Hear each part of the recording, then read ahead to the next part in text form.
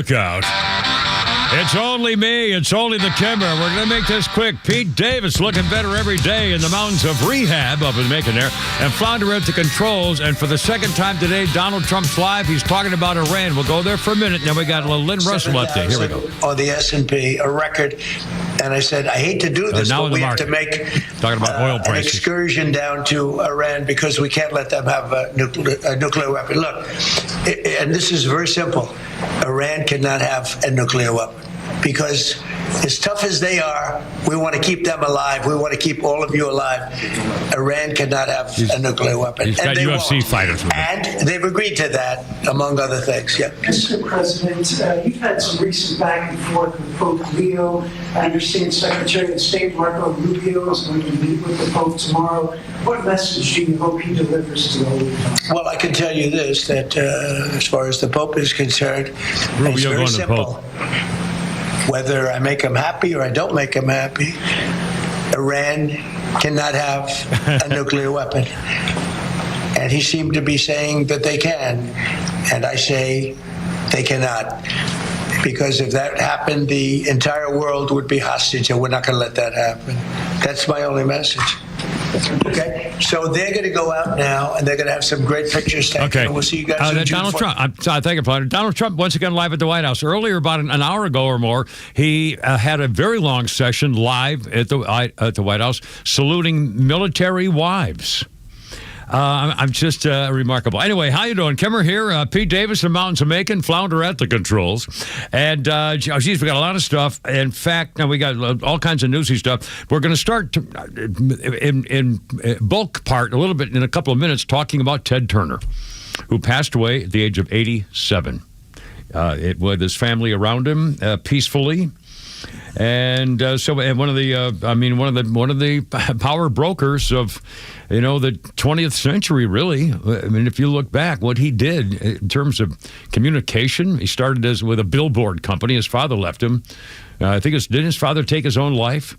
And Ted Turner started out in kind of a tricky situation, had a billboard and turned his billboard company into, CNN and TBS and Turner Classic Movies. I mean, unbelievable. Multi-billion dollar. Yeah. And by the way, so we'll get all that way. Also, and he owned like a quarter of Montana. Well, yeah. In fact, I heard Glenn Beck mention today, or was it Glenn Beck or one of these? I think it was Glenn Beck, who mentioned that Ted Turner has done with his land something that will not allow it to ever be turned commercial or something like that. In other words, the land will never become a parking lot. And it's like half of the Dakotas, I thought. I mean, yeah. So, which is, good. And I don't know about the bison stuff. He don't know all those bison, right? Ted Montana's Grill. Yeah. Delicious place. Yeah. Anyway, so we got all this stuff coming out. We also would talk about the clueless mayor of Seattle. If you haven't seen this, just as a tease, because it'll take us a while to get there. By the way, Trump's candidates in Indiana and Ohio did great. When you go against Trump, you're taking a chance. So we'll get to that in a minute. In Seattle, their socialist mayor was against having any kind of security video cameras in her city. And she had them anyway, and they made her do it, and she didn't like it. She was totally against it. They put them up, and the cameras just caught the video. If you haven't seen this, you have to watch it for a couple of reasons. Two guys of a certain persuasion were just walking down the sidewalk, see an old 77-year-old guy, and beat the living crap out of him. They shove him to the sidewalk, kick him, beat him, steal stuff, it's unfreaking believable. And they beat the crap out of him, and then kind of salute each other and take off. And so people are saying, well, you see, the cameras now identified the guy, so now we know who we are. Therefore, we're going to go catch him. So we may not have stopped the crime, but we're going to solve the crime, and you were against it. But the other thing you got to look at, nobody helped. There's a guy. Look at the video. There's a guy on a bicycle who just rides by the guy on the ground suffering. People are sitting on the steps 20 feet away. Nobody moved. Unbelievable. Seattle. And I heard some woman on the show before us was saying she used to live there or grew up there or whatever, and she says it's unrecognizable. What the Democrats have done to their cities in America, it's just unrecognizable. Anyway, all right, now, 308. It's going to take a couple of minutes. First of all, Pete Davis, how you doing? I'm sorry. Robert, what now? Got a reboot, Flounder. He's not available. I did see your fist come up. I thought you were telling me to go screw myself for a second. I could, by the sign language, would not attend. We're rebooting. I had to write the note backwards because it was sending the wrong word on there.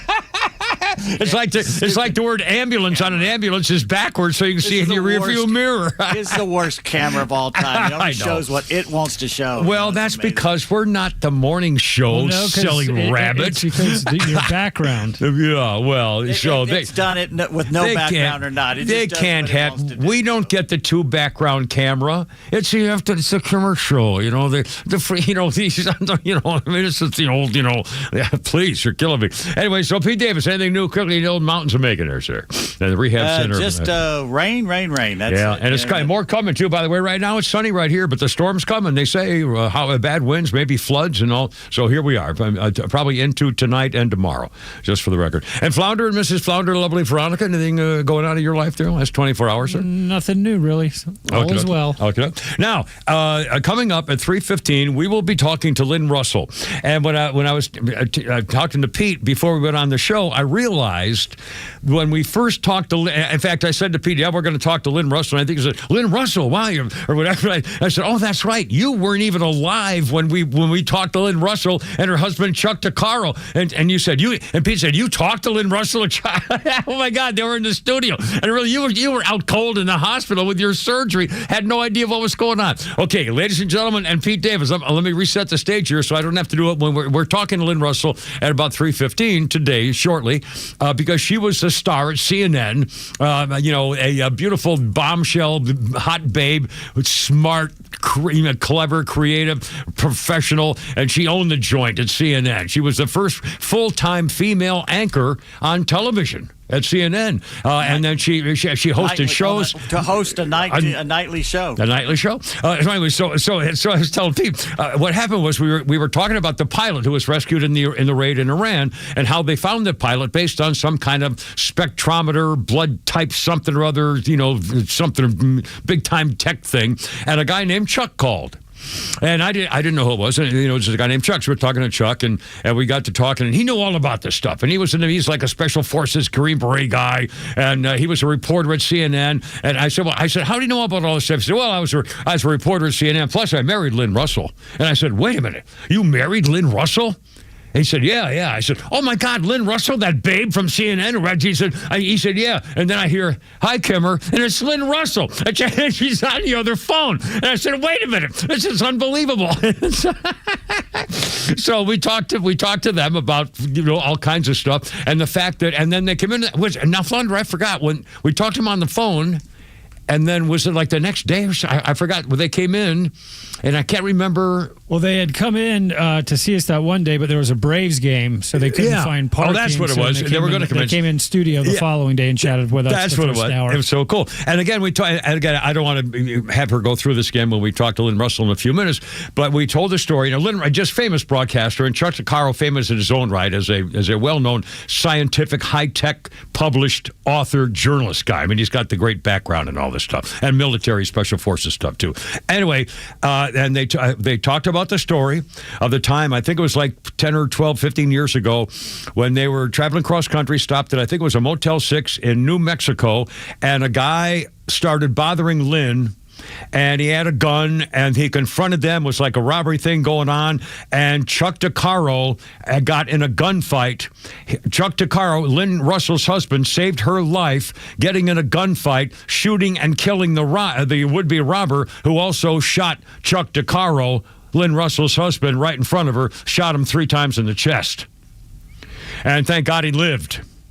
But again, what a thing to go through. Holy smokes. And anyway, so with that as a background, we're going to be talking to Lynne in a few minutes, and then later on, about an hour from now, about around 4:15ish, we'll talk to Chuck. She's traveling, and so he's one place, she's another. Otherwise, we'd have them together again. But that was and then they came in. It was so much fun talking with them. And I said, I can't believe you even know who I am. She says, oh, I know. Everybody knows the Kimmer. I said, no, but nobody knows the Kimmer. I was not. And of course, this was back a long, long, long time ago. But anyway, I was so flattered of it that they even had heard of me, let alone listening listen to my show. So that was, I mean, they were so sweet and so nice, and what a story. Anyway, they got Ted Turner stories up the kazoo. So does Pete Davis. Flounder, do you have any Ted Turner stories or personal stuff? I'll have to think about it. I never met the guy. In all my year, I never met Ted Turner in person that I recall. Anyway, that's all coming up. Kevin Pete Flounder and Lynne Russell joining us shortly on 106.3. And how you doing? Look out, here we go.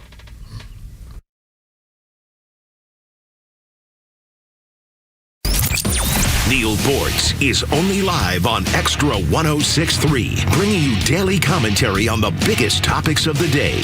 Catch him throughout the day or hear his latest on the Extra 106.3 app.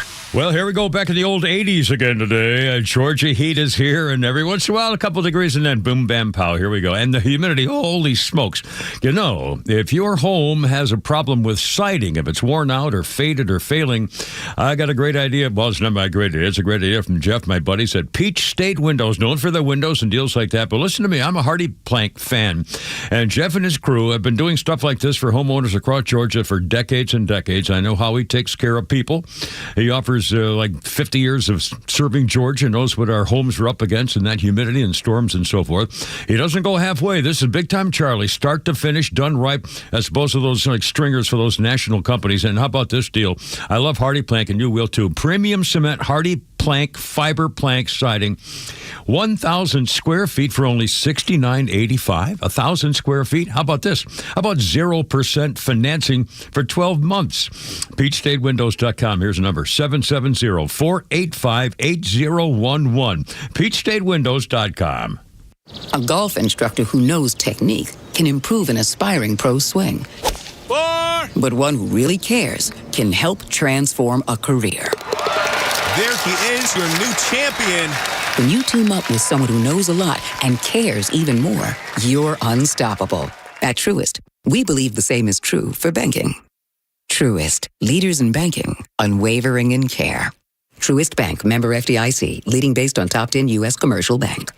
At Howard Brothers, they don't just sell outdoor power equipment. They live it. From zero-turn mowers and chainsaws to trimmers, blowers, and everything in between, they've got the tools to tackle any outside project. Howard Brothers carries trusted brands like Echo, Steel, and Exmark, backing them all with expert advice, service, and support. So whether you're a pro landscaper or a proud homeowner, Howard Brothers is your go-to spot for your outdoor needs. Howard Brothers, serving your communities since 1955.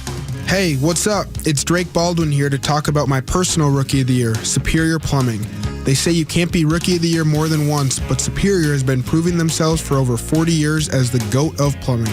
Whenever I need a leak repaired, toilet replaced, or water heater, I call Superior Plumbing, and you should too. They handle each job with care and honesty.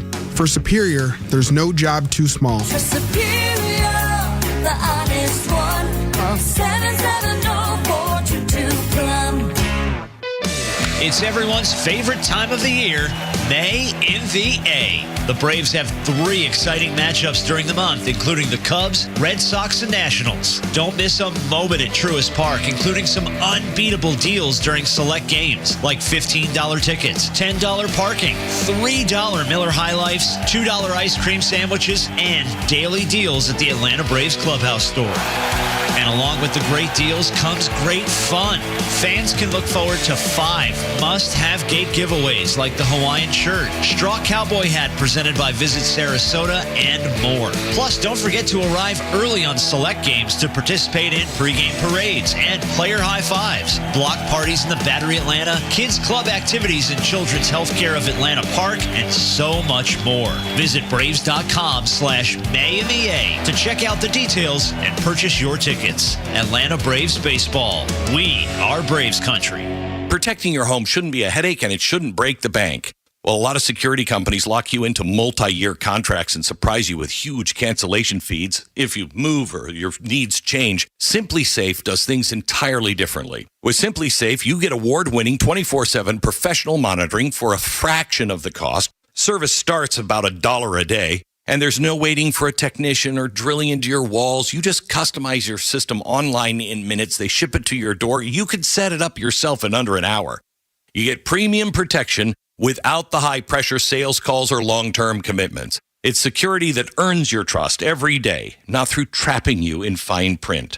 That's why over 5 million people rely on Simply Safe, and why U.S. News & World Report has named them the best home security system of 2026. Right now, get 50% off your custom system at simplysafe.com/Beck. That's half off simplysafe.com/Beck. There is no safe like Simply Safe. Da da da da da. Mamas and the papas. I always liked their stuff, I must say. And the end of a rumor started on this day, 2024. Owen Elliott Kugel is the daughter, Owen Elliott Kugel, the daughter of Mama Cass from the Mamas and the Papas. And she says her mother did not choke to death on a ham sandwich. One of the most famous musical myths, simply not true. The daughter said her mother's cause of death, there was a ham sandwich, but she didn't eat it, and she did not choke on it, so enough with the jokes, unquote. There have been a lot of them for 50 years, including Mike Myers as Austin Powers in the 1997 film. The special agent seen writing a list of friends he knows in London and then scoring them out when he remembers they've died. After naming Jimi Hendrix and Janis Joplin, he mournfully sighs, Mama Cass, deceased, ham sandwich. And, of course, that was not because she had a heart attack, but there was a food nearby anyway, so the deal. Now, a special phone call coming up here in a second. Quickly. Let's see, birthday. Let's do Tom Bergeron. Talk about a professional announcer. Tom Bergeron is 71. He is a TV host. He hosted Dancing with the Stars. He hosted Funniest Home Videos. He hosted Hollywood Squares. He is, it's like Art Fleming, or who was the guy who used to do the bank commercials here? Oh, God, Art, I can't remember. You did the local bank commercials. Oh, I just killing me. Somebody remember. Anyway, Tom Bergeron is 71 years old today. And a quick history thing, and then we're going to have a little fun with the special guest here. On this day in 1941, legendary comedian Bob Hope gives his first USO performance. Held at March Field in California in 1941. On this day, this was before Pearl Harbor. He started doing the USO things before Pearl Harbor. Bob Hope would make nearly 60 USO tours. Between 1941, his last one was 1991. And Bob Hope was declared an honorary veteran of the U.S. Armed Forces officially in 1997 by an act of the U.S. Congress. Bob Hope. I never saw him in Vietnam. I saw Ed Begley, a couple of people. But Bob Hope would bring hot babes like Joey Heatherton or Ann Margaret and stuff like that, all his shows, and was an absolute. And the USO, by the way, God bless the USO. They did so. They called my parents when they thought something bad. Anyway, God bless the USO. I can't tell you, for people in a bad situation, they're wonderful people. Women, a lot of women over in Vietnam helping out. Let me tell you, the women in the war were serious. Okay, hold everything.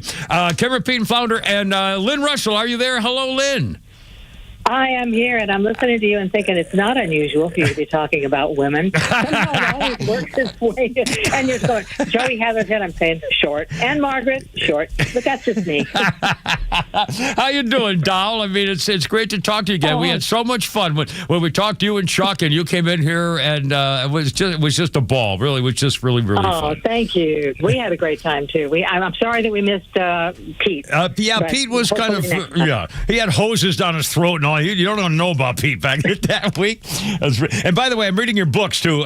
Lynne Russell, you may not know, has a whole, as a private investigator and media coach and everything, and a famous author with some fictional now. Is it P.J. Santini? I forget. Anyway. Very much.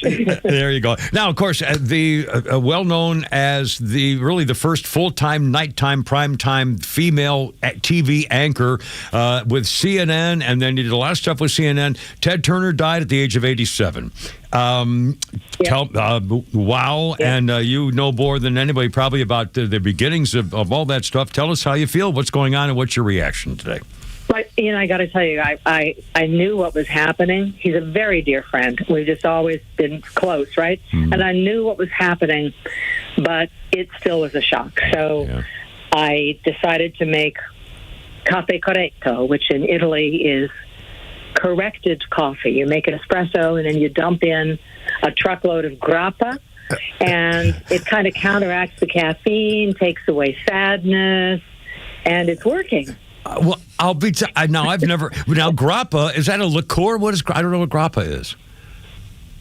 It's made from the dregs of different kinds of wine, and let me just tell you, it works. It just works. Good. And Ted would definitely approve of it. So, excellent.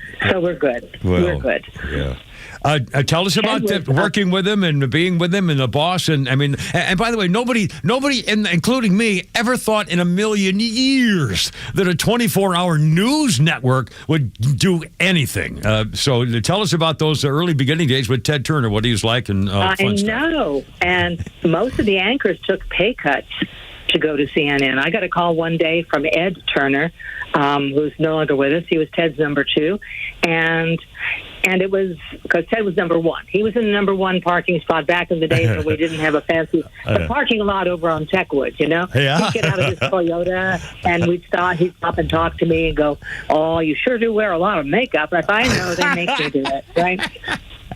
But Ed Turner called one day, and I'm working at in San Antonio, a number 1 station. It was there before I got there, and it was number 1 after I left. So what does that tell you? But anyway, I get a call from Ed Turner, and he says, "Hi, this is Ed, no relation to Ted Turner, and would you be interested in coming to talk to Atlanta to talk about an all news network?" And I thought, this is insanity. Yeah, but what he said sounded so reasonable that I was on the next plane to Atlanta, and we talked for a while. And back then, it was not a 30-page contract that we drew up. Yeah, it was, we're sitting outside at a concrete picnic table by the dishes, the satellite dishes, and I'm looking at this 2 pages, and I said, "There's nothing in here about sick leave." And another Ted Kavanaugh, who developed CNN Headline News, he said, "So you get sick?" And I thought, that reflected Ted's approach completely. He was such an honest guy. You could walk into him. If you had never been in TV before but you got hired, you literally could walk into his office and talk to the man. And if he liked what he heard, because we were not a union station in Atlanta, right? Yeah. If he liked what he heard, there was somebody putting up sheetrock and giving you an office. Wow. So I mean, that was the beginning, and several months working overnights and staying at the Hojo's across the street. And first time I ever met Ted was at a meeting. I'd gotten off the air at 7 in the morning, not a happy person, but glad to be there. And I walked in at 9, and well, it was a little after 9 because I was tired. And Ted's in a meeting, and he looks up, and I had thrown on my default uniform, which is the cat suit, basically. Black boots, black. They were velvet, I think. I don't know. Maybe they were leather, and a black turtleneck. It all goes together, and you feel secure and good, right? Yeah. He stops the meeting and looks at me and goes, "Oh, I like that outfit." Well, my God, you were my God, beautiful, buxom brunette looking like Catwoman. I guarantee you got his attention. Absolutely. I looked like 40 miles of bad road, all right? It was 9 in the morning. But Ted he became just a dear friend. And the thing about Ted is you'll never find anybody who said he was dishonest. Yeah. You'll find lots of people who didn't like what he said, but when he said something, he knew it was the truth. That was Ted. I'll bet that is absolutely accurate in every way. He sure, they called him, mouth of the South, Captain Outrageous, and for good reason, because he, if he said it, and you could pretty much bank on it, even though he was, he could be loud and obnoxious and everything else, but that was Ted, and it was okay because he was honest about it. Everybody knew. Absolutely. Absolutely. And he was honest about loving CNN. He would stay in the building in the beginning. It was over on Techwood, right? Later on, the 14th floor at CNN Center. But it didn't matter. He would materialize in the middle of the night or at any time with a coffee cup and a pair of scuffs on, right? And maybe I think once he walked in and he had his bathrobe on, and he would walk up and he'd go, "Oh, what's in the news?" And I swear to you, I forgot what was in the news. It was so sudden. But he loved he loved what was going on, and he really believed in it. And he would tell the folks who work for him, I don't tell you what to do.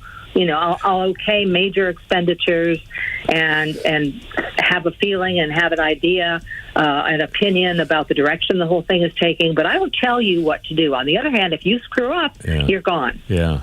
But everybody knew that. Everybody knew it. And nobody had the time to sit around and talk about political views.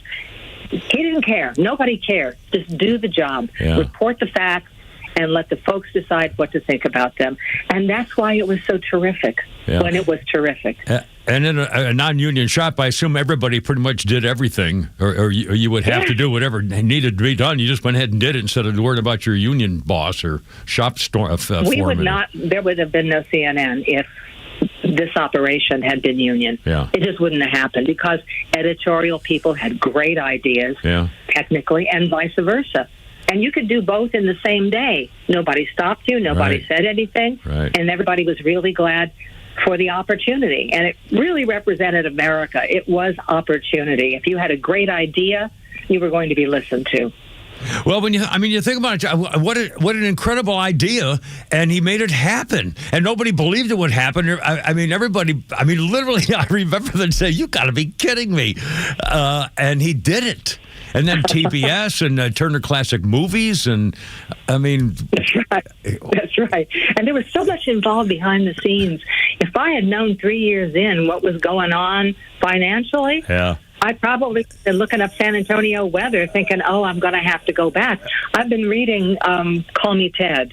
It's a wonderful book. Oh, Call Me Ted. Okay. Oh, it's a great book. It's got stuff from people who took part at the time. It's like having a conversation with a lot of people, and it's just so honest. And he had so many financial challenges, but he wasn't afraid. Wow. And he had ideas. But he respected that in other people, too. And he would come in the middle of the night with, say, Raquel Welch, or Charlton Heston, and he always would come over from the very beginning. He'd come over to the set and he'd give me a little kiss on the cheek, which did not win me a lot of favor among the ranks. Oh, teacher's pet. He had fun. You're supposed to have fun, you know? And he would. And then one day I remember in the new building, and we still call it the new building, CNN Center. I'm on the set, and I can feel that he's there, and he's waiting for a break. And we roll the commercial, and he doesn't come over. And I looked up, and there's Jane Fonda standing there. No kiss today, huh? In the booth. Oh, mercy. Oh, that had to be a time. That just had to be unbelievable. Now, did you know things about getting the buffalo business and all that land and stuff? Was that a thing, or was that kind of after you were? No, he always cared, and he was always sensitive to the environment. And you wouldn't think of that kind of a guy, somebody who was, rich. And he had so many ranches, and it wasn't that he just accumulated them. He really did care. And the last time we talked, which was, I saw him about, 2 years ago maybe, we were talking about the bison herds, and he was so proud of even though he had the dementia, right? It just took a little time to formulate thoughts. They were there. He was Ted, and he was so proud that the bison herds had been rejuvenated. Now, it is true that some of the relatives are being served at Ted's Montana Grill. But still, he kind of, and I understand he kind of saved that land from development for horrible reasons in the future too. So he definitely wanted to protect all that property and stuff. That's what I understand. That's what I understand. And remind me to tell you about Jane Fonda later, or maybe today is later. We'll take a quick break, Lynn. Have you got a few minutes? Can you stay on for a few minutes, Lynn? Of course. It keeps me away from the grappa. All right. Well, all right. So we'll put you back on hold, and we'll come back and talk some more about Ted Turner passed the age of 87. And we have all kinds of stuff. And we're going to talk to Lynn's husband, the life-saving Chuck DeCaro, coming up in a next hour. Anyway, Cameron P. Flounder and more with Lynne Russell shortly on 106.3. Our number is 404-741-1230. And we'll be right. We're not going anywhere. Look out. Here we go. Let's be honest.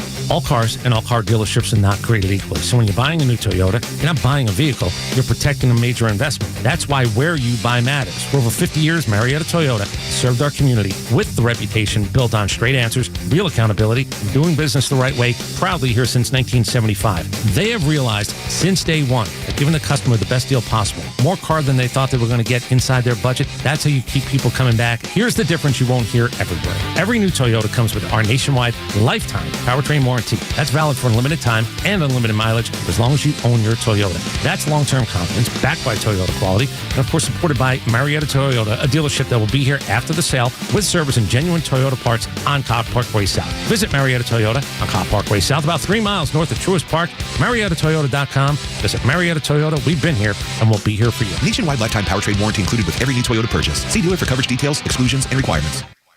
Well, sure, starting to feel like summer, and closing in on it. And again, don't forget, if you're going away on a summer vacation, you're thinking about taking care of your stuff, and you don't have a safe, well, Atlanta Safe House has your safe, silly.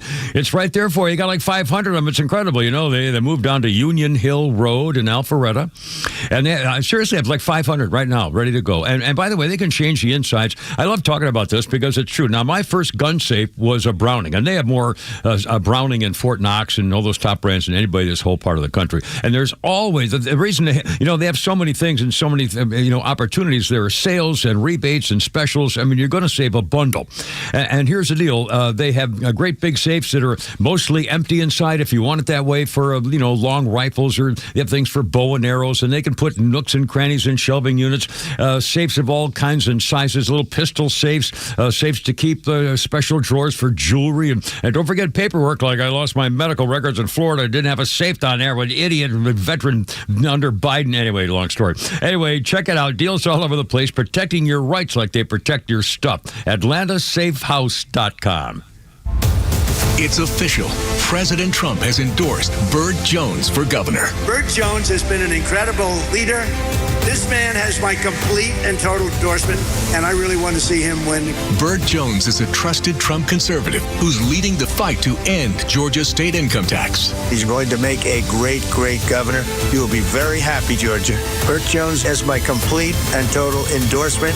Paid for by Burt Jones for Georgia. Saying that last goodbye to a furry friend that you've loved over the years is devastating. What makes it even harder is knowing how quickly time goes by. One day they're racing to the door, the next day they're moving a little slower, sleeping a little more, and you start wondering, is there anything I can do?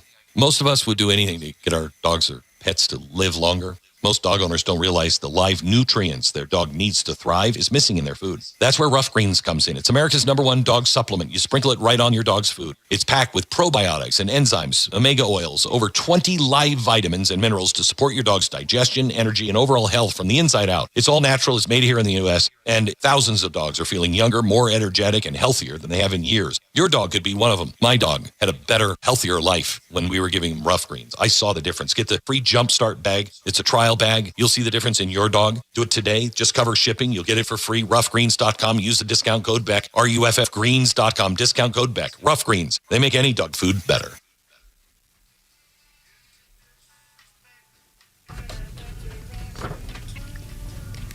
Now, I know this name, Purvis Staples. I don't really know his work, but he's a well-known gospel, soul, and R&B singer in America. And Purvis Staples died suddenly at his home in Dalton, Illinois, on this day in 2021. He was 85. The Staples Singers are best known for their 1970s hit, Respect Yourself, I'll Take You There, If You're Ready, Come Go With Me, and Let's Do It Again. Purvis Staples passed away at 85, 2021. And a quick birthday. In the back, I'll talk with Lynne Russell. Birthday. Roma Downey is 66, touched by an angel star. She played the mother of Jesus in the Bible and Son of God. She's married to Survivor producer Mark Burnett. They also produced A.D. The Bible Continues together, whatever that is. Roma Downey, 66 years old today. And back to the phones. Lynne Russell is our guest, and we're pleased to have her. And by the way, Lynne, I'm sorry for your loss. I know you were, well, I didn't know really, but you've been told us you were very, very close to Ted Turner. Obviously close professionally and everything else, but he was a good friend, and I guess you kind of occasionally would keep in touch. And I think you said you talked to him a couple of years ago, and did he know that he was fading with this Dewey body dementia thing? Was he aware of that? Do you know? Yes. Or he was? Yes. He typical of Ted, when he was diagnosed, you probably remember he went public, and then he explained exactly what it is, because that's Ted. Oh, you know, I do. I vaguely medical care. That's right. That you could give a person, and a lot of loving care and attention from a couple of people who were with him on a daily basis. His office here in Atlanta, everybody knew Ted and understood him. And speaking of the office in Atlanta, when he left CNN, when I left CNN, there wasn't much to take with me. I just had a couple of files I had been anticipating. But when he left, he bought a building. Right on Lucky Street, right across the big Techwood parking lot from CNN Center, and his office is on the 4th floor. So it's a beautiful little building with a Ted Montana grill on the ground floor, cool. And a lovely high-class elevator. You know, it's all very old Atlanta kind of stuff, and a big picture window overlooking CNN. And as it should be, that he actually would go to that window and look out in the later years and say, "Send up a white flag. I will help you guys." He still cared. He always said his biggest regret was letting it go. Did you hear what Donald Trump wrote this? He said, Ted Turner, one of the greats of all time, just died. He founded CNN, sold it, and was personally devastated by the deal because the new ownership took CNN, his baby, and destroyed it. It became woke and everything that he is not all about. Maybe the new buyers, wonderful people, will be able to bring it back to its former credibility and glory. Regardless, however, one of the greats of broadcast history and a friend of mine. Whenever I needed him, he was there, always willing to fight for a good cause. Ted Turner passed away at 87. Comments from Donald Trump. Yeah. Oh, beautiful. Ted. Yeah. God, an American. That's for sure. Now, you mentioned Jane Fonda. You have a Jane Fonda story? Come on. I do. You know, it was very difficult for me to reconcile. It's always been difficult for me to reconcile Jane's actions and words with the person that I ultimately met, who seemed so warm. It was very hard. We were always on a friendly basis. We did have a great security guard. Last name was Baker, and he was at the desk on the top level of CNN Center, which they finally closed off to the public when I was off the air for an entire week, because I said I had stalkers actually convicted of stalking me. Wow. I had a certain stalker who actually shot out my tires on the expressway and then stopped and offered to help, and all of those things. And I would sit there at night and look outside this. I couldn't look through the big window, the picture window at on the top floor of CNN Center. I didn't know who was loitering out there, and they never went away, right, when there was not a security guard there in the evening. Anyway, so they finally wound up closing off the top, because I called every day and said, do I have a safe working environment? Yeah, Until finally I don't blame you. Said, okay, we're going to fix this, right? But there was a security guard there who not only was apparently selling small arms out of his briefcase, which makes you love him. Because, and by the way, I love your gun safe commercial, because the smell of gun oil is the smell of freedom, okay? That's right. Ask your husband, Chuck, who saved everything, including your life and his, when he shot and killed that guy who shot him in the chest, too. We were talking about That's absolutely true. Yes, ma'am. And so Baker was there, and he was screening folks who would come in. And he was also giving away, free of cost to anybody who wanted it, bumper stickers. This takes guts. Bumpers, he was former military, of course. Bumper stickers that said, Jane Fonda, call home, 1-800-HANOI.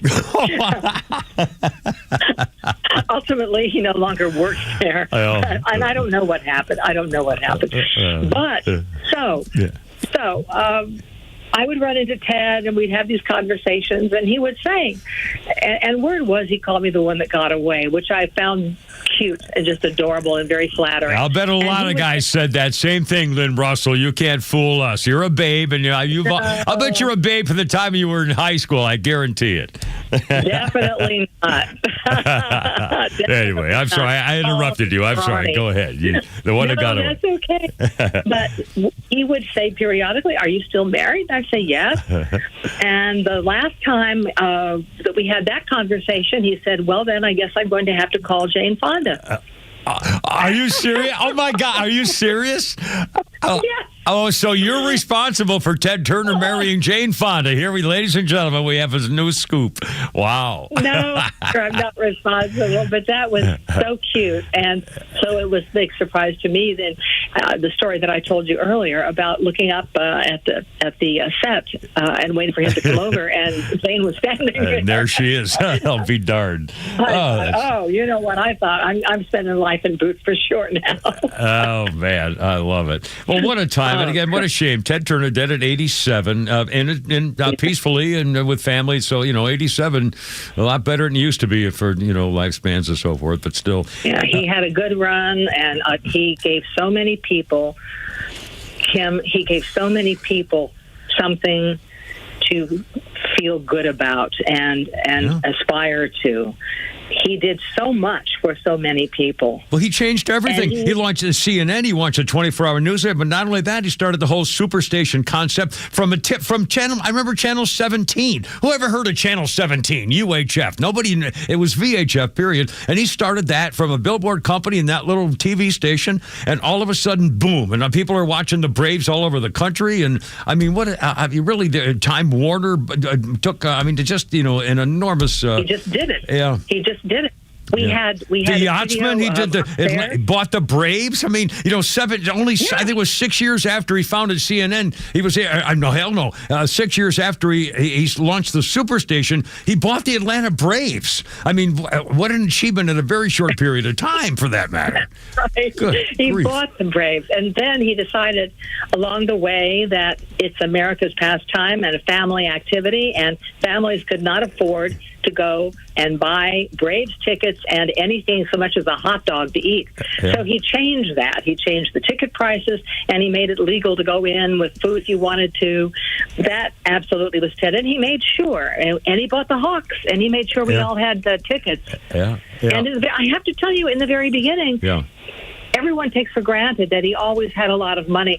And that's not the case at all. From the very beginning, there was so little money that half of my set was lit with the kind of track lights that you have over your fireplace. Wow. Only half of it had the good TV lights. Really? But he made sure everybody had a Thanksgiving and a Christmas meal, because a truckload of wrapped sandwiches, either turkey or ham, would be dumped between the CNN side and the headline news side.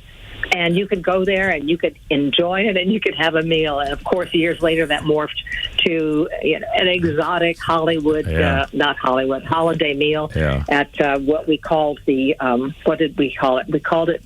I wanted to call it separate cables, and I entered the contest. It didn't win. It was Hard News Cafe that won the prize. Oh, I'll be darned. Well, what a great story. Lynne Russell, I can't thank you enough. You and Chuck, we're going to talk to Chuck in about a little over a half hour, I think, something like that.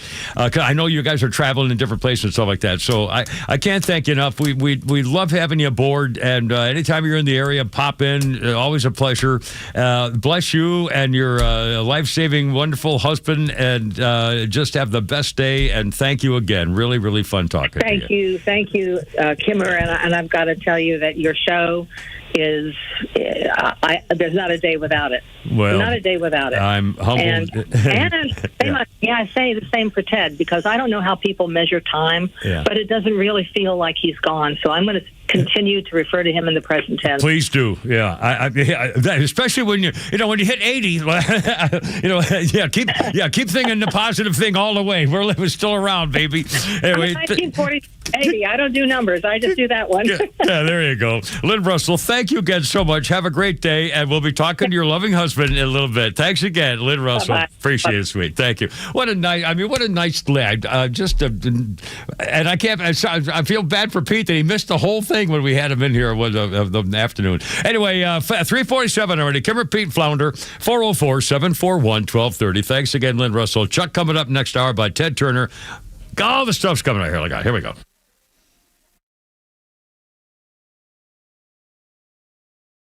I'm Patrick Brown, former Army Ranger in the United States Army. Like many service members, I had to make difficult choices when leaving the military, and the most challenging thing was finding purpose in a new phase of life. Housing, employment, education, way too many decisions and no idea where to start. That was until I met the Warrior Alliance. They made it simple. They listened and quickly connected me to the services I needed. And like a trusted friend, they even followed up to make sure I was squared away. Change a veteran's life today by donating at thewarrioralliance.org, helping warriors navigate to success after service. You and your buddy, you've been through a lot with each other, the ups and the downs. He's been with you every morning, noon, and night. You've traveled the world together. Heck, he was even with you on your first big date. But have you noticed he's struggling lately, not performing on the job? He can't even stand up straight anymore.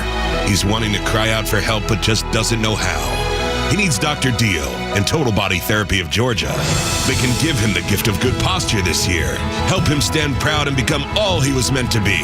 Now, take him by the hand, look him in the eye and say, I appreciate you, little fella, and we're going to get you some help.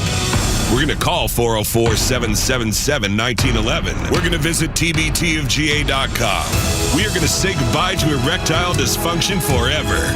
Total Body Therapy of Georgia. It's a hard conversation to have, but it's one worth having. Total Body Therapy of Georgia. Online at tbtofga.com. You know what you get back when you call the Trusted Toolbox? You get your time back, you get your family back, and you get your house back. No more spending weekends fixing loose doors, drywall cracks, or that list that never ends. With our handyman for a day, one skilled professional shows up, knocks out multiple repairs in one visit. Everything from drywall to ceiling fans changed out, painting, trim work, and so much more. Stop working on your house every weekend. Call the Trusted Toolbox, get your time back, and get it done right the first time. Book your appointment today at thetrustedtoolbox.com. Hey, this is that Rick Jackson spot. Too often, criminal illegals commit sick, violent crimes. Do that when I'm governor, and you'll end up deported or departed. Dang. I know, right? What do you have, sugar? I'll take the meatloaf and Rick Jackson for governor. He's something, ain't he? He's tough. Yeah, no tolerance for criminal illegals, no DEI. No covering up for do-nothing career politicians either. You know, Jackson came from nothing and built one of the biggest businesses in Georgia. Now he wants to cut the income tax in half and freeze property taxes. Yeah, but not for deadbeats. Listen, I love this part. No more free rides for people who refuse to work. You want to sit on your butt, binge watch Netflix, and scarf down Cheetos? Do it with your own money. Be still my heart. Bingo. Amen to that. Rick Jackson for Georgia, not a career politician. Paid for by Jackson for Governor, Inc.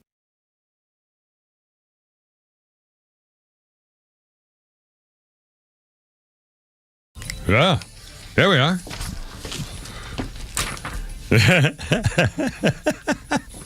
Kimmer, Pete, and Flounder, how's it going? 404-741-1230, 1230 if you want to join us here with Rock and Roll Evolution today. The Royal Society Open Science Journal did a study, and the results released on this day in 2015. The scientists looked at 17,000 songs, and they wanted to find about the evolution of Western pop music between 1960 and 2010. They found 17,000 songs, and they found there were three basic revolutions in music, Western pop music, three revolutions. 1964, the invasion of British bands, a radical new rocky sound in 1964. I definitely agree with that. The second revolution in Western pop music was 1983 with synthesizers and samplers and drum machines, it says here. And then the third shift in 1991 when rap and hip-hop went mainstream. 1964, British bands. 83 was synthesizer stuff. And 91 with hip-hop rap. Evolution of Western pop. Kim Pete and Flounder birthday list includes Bob Seger, 81 years old today. And it says here he's the Motor City Caucasian King long before Ted Nugent, Kid Rock, or Eminem. Bob Seger, 81. Hits include Hollywood Nights, Against the Wind, We've Got Tonight. I like that song. Well, Old Time Rock and Roll and the Tom Cruise dancing thing, Risky Business, was that song, Rock and Roll. And by the way, Bob Seger, 81, has no relation to Pete Seeger, which for some reason I thought, and I realized. Spelled differently. Yeah, it's a whole different thing. But again, and the reason I think people think that is because they're thinking maybe of Arlo Guthrie and his father, Woody Guthrie. Nobody in my life has ever thought or confused Bob Seger and Pete Seeger. Well, no, I mean, it's never even entered anyone's mind. No. What I'm saying is the reason I in my head thought Bob Seger, Pete Seeger, because its names sound the same, much like Guthrie, and I realized I thought his father was Pete Seeger because I thought I know Arlo Guthrie had another Guthrie as his father. My mind is funny this way. That's all I was thinking. Anyway, I don't know what I'm talking about. No, nobody but you would equate Pete Seeger. I told you I'm losing it. He's not Pete Seeger's relative in any way. Anyway, for the record. All right, now. Almost had it. All right. By the way, again, Ted Turner passed away at the age of 87. And we had a great time talking to Lynne Russell. We'll talk to Chuck DeCaro, her husband, who saved her life shooting and killing a guy who shot Chuck in the chest 3 times, coming up in about 20 minutes. Now, speaking of that, and again, I hope you don't mind. We got a lot of newsy stuff, but this kind of leads me with the Ted Turner passing into this. And I've talked about this business, thinking about the afterlife before, with a book I was sent as a gift from one of our listeners called Imagine Heaven. Well, this is a story now that came out today about a former NASA scientist named Ingrid Hankala, who said she died 3 times, and every time had the same revelation. It felt like entering a deeper layer of reality that exists beyond our physical senses. In that state, consciousness felt vast, intelligent, interconnected. She earned a PhD in marine science, worked for NASA, the U.S. Navy. Her brushes for death came first when she was 2 years old, fell into a water tank of ice and water at her home. The maid didn't know it because she was in another room. The 2-year-old, this woman at 2, her mother came home just in time, was able to resuscitate her before it was too late. But she said something extraordinary happened. After the shock of the cold water, she was 2. She remembers the panic of struggling to breathe, and then the fear gave way to a deep calm. The panic disappeared, replaced by an overwhelming sense of peace and stillness. It felt as if my awareness separated from my body. And I think this is, to me, made a connection. Her connection with the physical world was replaced by an expanded state of awareness so powerful that she was able to see her small body floating lifeless in the water. She said, I no longer felt like a child in a body, but like pure consciousness, a field of awareness and light, no sense of time, no fear, no thoughts. Unified with life itself, if the boundaries that normally define who we are had dissolved. The perception allowed her, she said, to alert her mother, whom this little girl said she was able to see walking to her new job. And she said, I remember recognizing her and thinking, that's my mom. At that moment, there seemed to be a form of communication between us, not through spoken words, but through awareness. This metaphysical distress signal prompted the mother to suddenly stop and turn and go home. And she's the one, the mother, found her daughter unconscious in the water tank and gave her resuscitation and brought her back to life. And from that point on, this NASA scientist says she no longer fears death. She had 2 more death experiences, one after a motorcycle accident at 25, the other at 52 during surgery. The same serene state every time when she was categorically dead. It was a spiritual awakening inspired her to pursue science. I wanted to understand reality through observation and research. Well, now people are saying, oh, well, that's just your brain thinking of the way you want to, think that you're going to die, you're going to have a fun time, and everything will be fine. Okay, fine. So stop trying to talk me out of it. That's exactly what I'm thinking. I've already got it planned. I already told you. It's going to be peace and happiness. You get the light. You get Jesus. You see the whole, life of things in front of you. You get an angel, call you baby, take you around on a tour of the whole. Come on, you're killing me here. What is the mindset of people who go out of their way to poo-poo things like this? Why would you not? If they know. I know. They don't know squat. They don't know anything. Nobody does. Why you pay attention to anybody? I know. Nobody knows. I know. I got it locked in, baby. And I'm a hell of a lot closer than you guys. Believe what you want to believe. Pay no attention to someone telling you, well, that can't happen. I believe that. What do you know? Yeah, how did you know? I love it. All right, but Kimber, Pete, and Flounder, it's 2 minutes before 4 o'clock on the latest news update. We got all the newsy stuff, political things, and, oh, God, the story of the 12-year-old girl with green hair wanted to blow up the school because of her ex-boyfriend. Coming up, 3:58. Flounder, how about a little Flounders Funny? I bet you got a little something back there somewhere if we could only find one to have a little But the funny. English language, man, we've got a lot of jacked up stupid words. They gotta go. They gotta go. Unbeknownst. You're gone. Unbeknownst. Nothing is ever beknownst. That's what bugs me about it. You hear people say, oh, I was unbeknownst to me. I had no idea, but nobody ever calls mine. I'm like, geez, dude, at what point did you know it? You had to know. We even knew something was going on. How could you not know? Extraordinary. Out. Extraordinary. More ordinary. Who wants that? You are extraordinary. Can I tell you that, man? You are ordinary plus.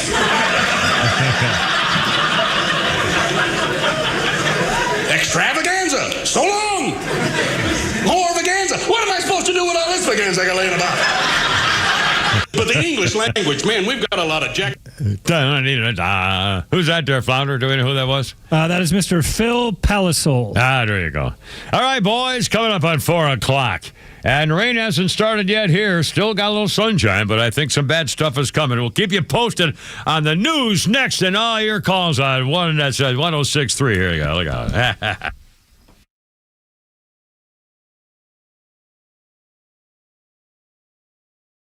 WFOM and W292EV Marietta, a Dickey Broadcasting Station.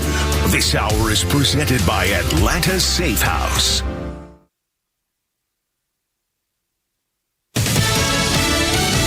A deal is possible. Elisa Brady, Fox News. President Trump says the U.S. is in good shape with Iran, just telling reporters. Now we're doing well. Now we have to get what we have to get. If we don't do that, we'll have to go a big step further. He's warning that without a deal, bombing could resume, but also says there's no deadline. They want to make a deal. We've had very good talks over the last 24 hours, and it's very possible that we'll make a deal. Iran is believed to be reviewing a U.S. proposal for a one-page memorandum that could formally end the conflict, but reportedly would not fully resolve all issues for now. A U.S. blockade of Iranian ports continues, with the U.S. military earlier today firing on an Iranian-flagged tanker that tried to break it in the Gulf of Oman.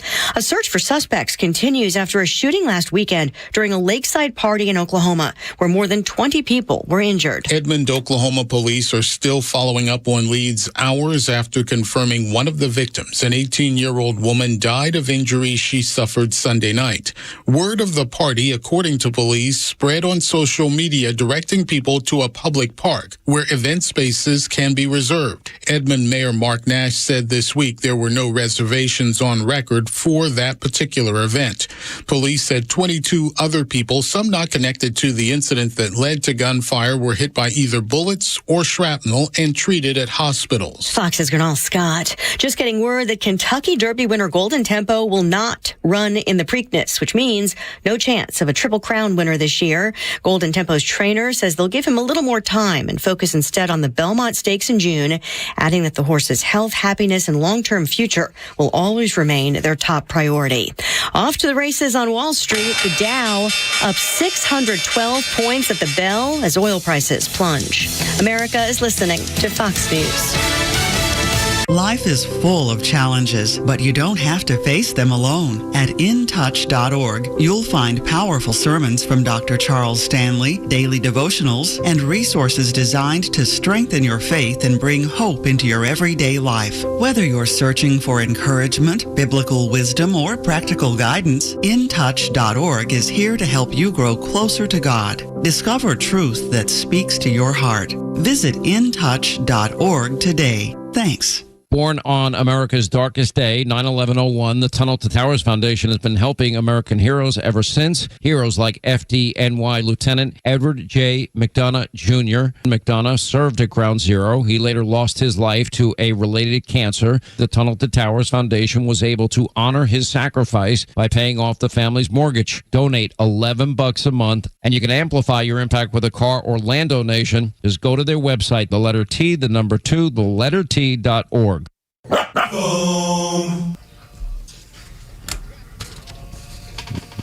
Oh, my.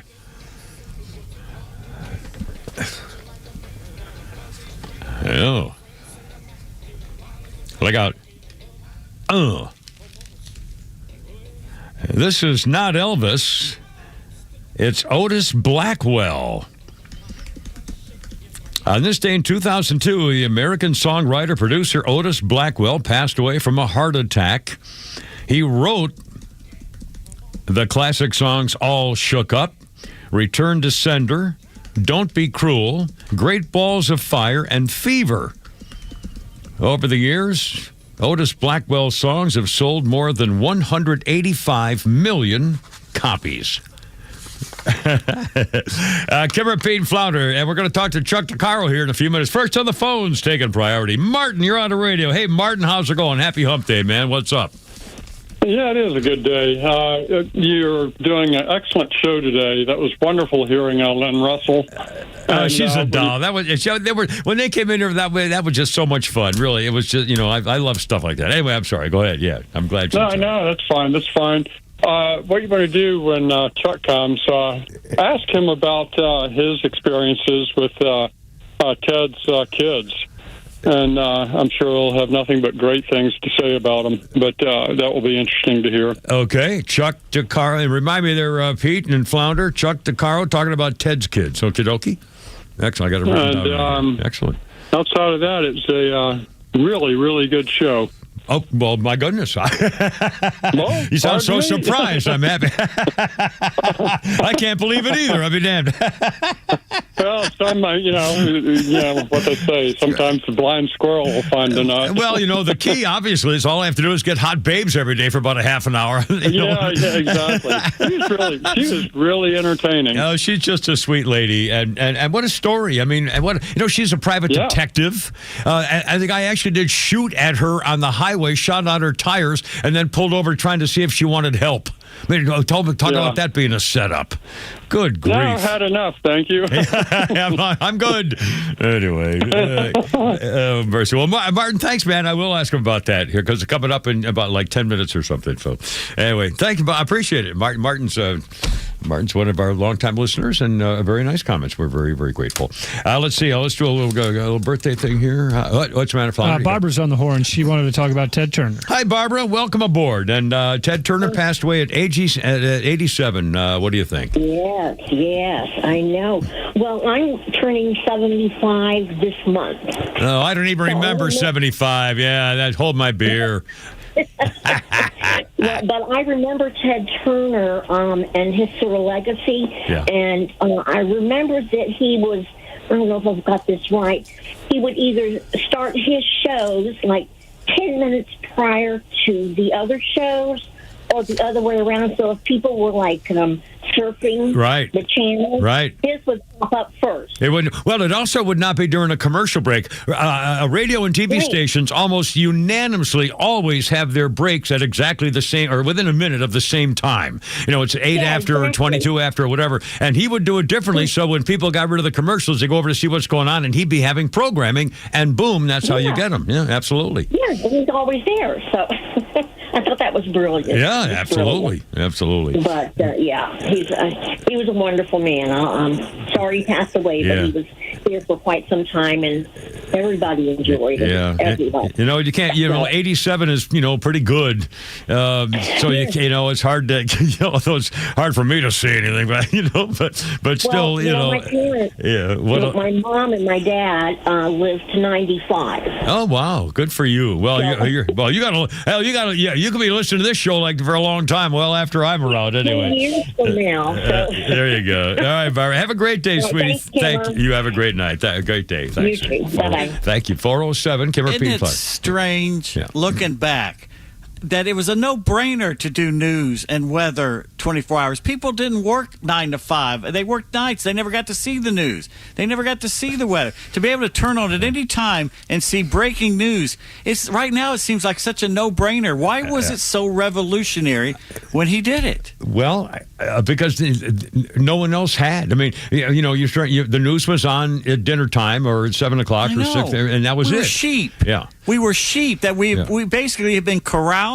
and basically taught that we could only get the news from Walter Cronkite, which we later find out was a complete socialist. He was a damn near a communist, and he admitted it in later years. Obviously, he had an impact on communication, stuff like that. But still, now, and in fact, when they first go in 24 hours, I think people thought, we were very unsophisticated, even in a relatively new world of television in the 60s and 70s and so forth, or in the 50s and 60s.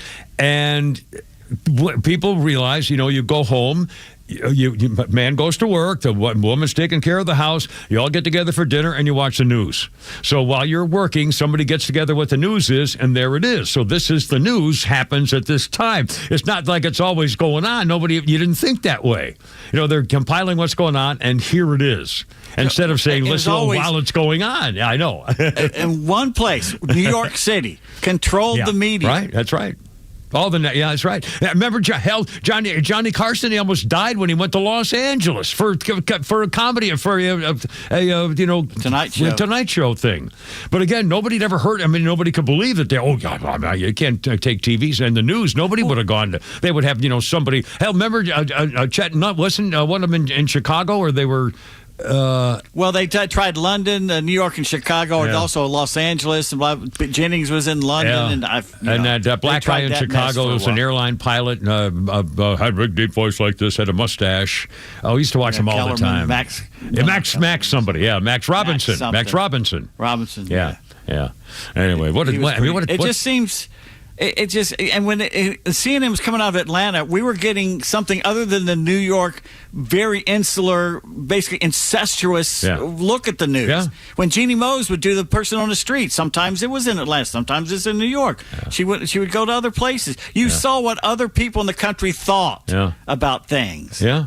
Well, which is good, but they also had to. I mean, they had to fill 24 hours, so they had to keep going. They had to, keep bringing stuff, and then once we saw that, and again, I don't remember any kind of a bias or a social bent on anything on CNN. It was just, here's the news. It was pretty straightforward. I remember thinking, where's this been all my life? Yeah. It's like ESPN. It's like, oh my God, now we got sport. Right. Now we got news all the time. Yeah. This is fantastic. Yeah. Why didn't? That's always the way it. Well, nobody wanted to invest in it because nobody thought it. I mean, it was there, but it took Ted Turner. I mean, really, really a pioneer. Yeah, absolutely, and a ballsy risk taker. I mean, there's no other way to put that either. It's amazing. All the experts will tell you how something can't be done until someone like a Reagan or Ted Turner or Trump or somebody comes along and just does it. Yeah. Exactly correct. It's the modern technological kind of pioneer deal going on. Doug's on the horn. He had a story about Ted Turner. Excellent. Doug, welcome aboard, sir. Help us out. What you got? Hey, Kimmer, a good friend of mine worked at Bones, the big steakhouse here, for years. Yeah. And he said Valentine's evening, Ted Turner walked in without a reservation, said, I need a table for two. And they, instead of saying, we don't have a table, they happened to look and see who his date was. It was Raquel Welch. Lucky bastard. Oh, I love it. Did you say yeah, go ahead. Go ahead. No, you go. Vegas, I was in Vegas one time for a big convention, and they had a big billboard erected to Ted. He was sitting on a bench or something, dressed in country and western gear, and he was like he was playing the guitar, and he said, I was cable before cable was cool. That was the caption on the billboard. Oh, it was cable before cable was cool. He was the man. What a guy. I mean, Captain Outrage. Thanks. And by the way, the reason I was thinking about Bones, one of my favorite memories was when my daughter Jennifer was visiting one time from Colorado, and she was, I think, about 17 or 18 at the time.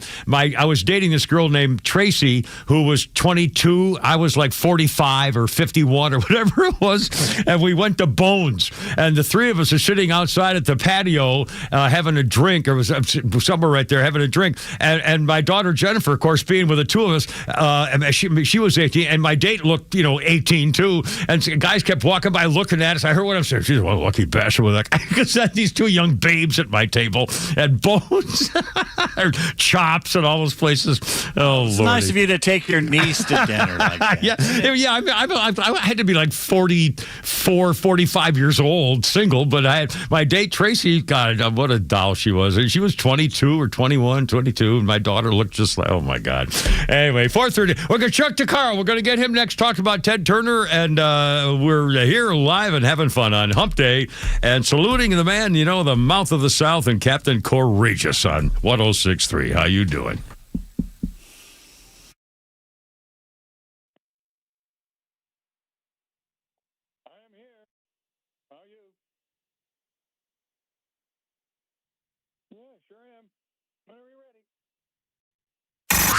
It's time for the Bortz Report, exclusively on Atlanta's only conservative news and talk station, Extra 106.3. On South Cottage Grove Avenue, in the 6th Ward of Chicago, we have a Walgreens pharmacy. Soon to be, they had a Walgreens pharmacy. Walgreens is announcing this store is going to close. Here's a quote. It's closing due to a significantly higher level of theft and violent incidents that the company averages.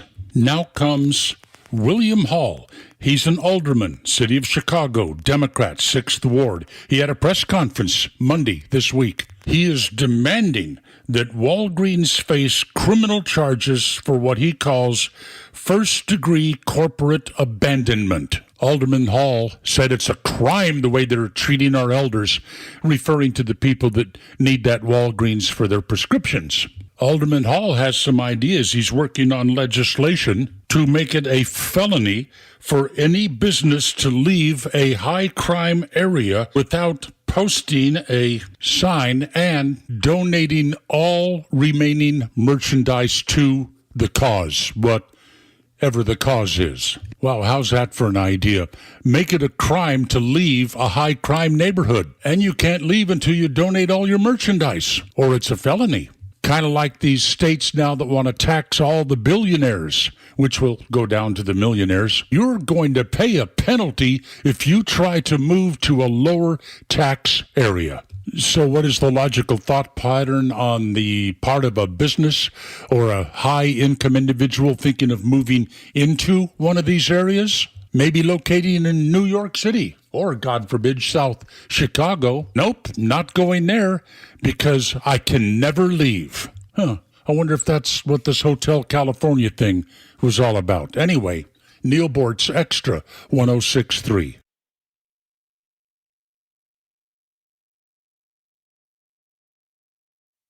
Here's a question. When you're upgrading your home, do you want a quick patch job or do you want it done right the first time, start to finish? Well, that's why I talk about my buddy Jeff at Peach State Windows.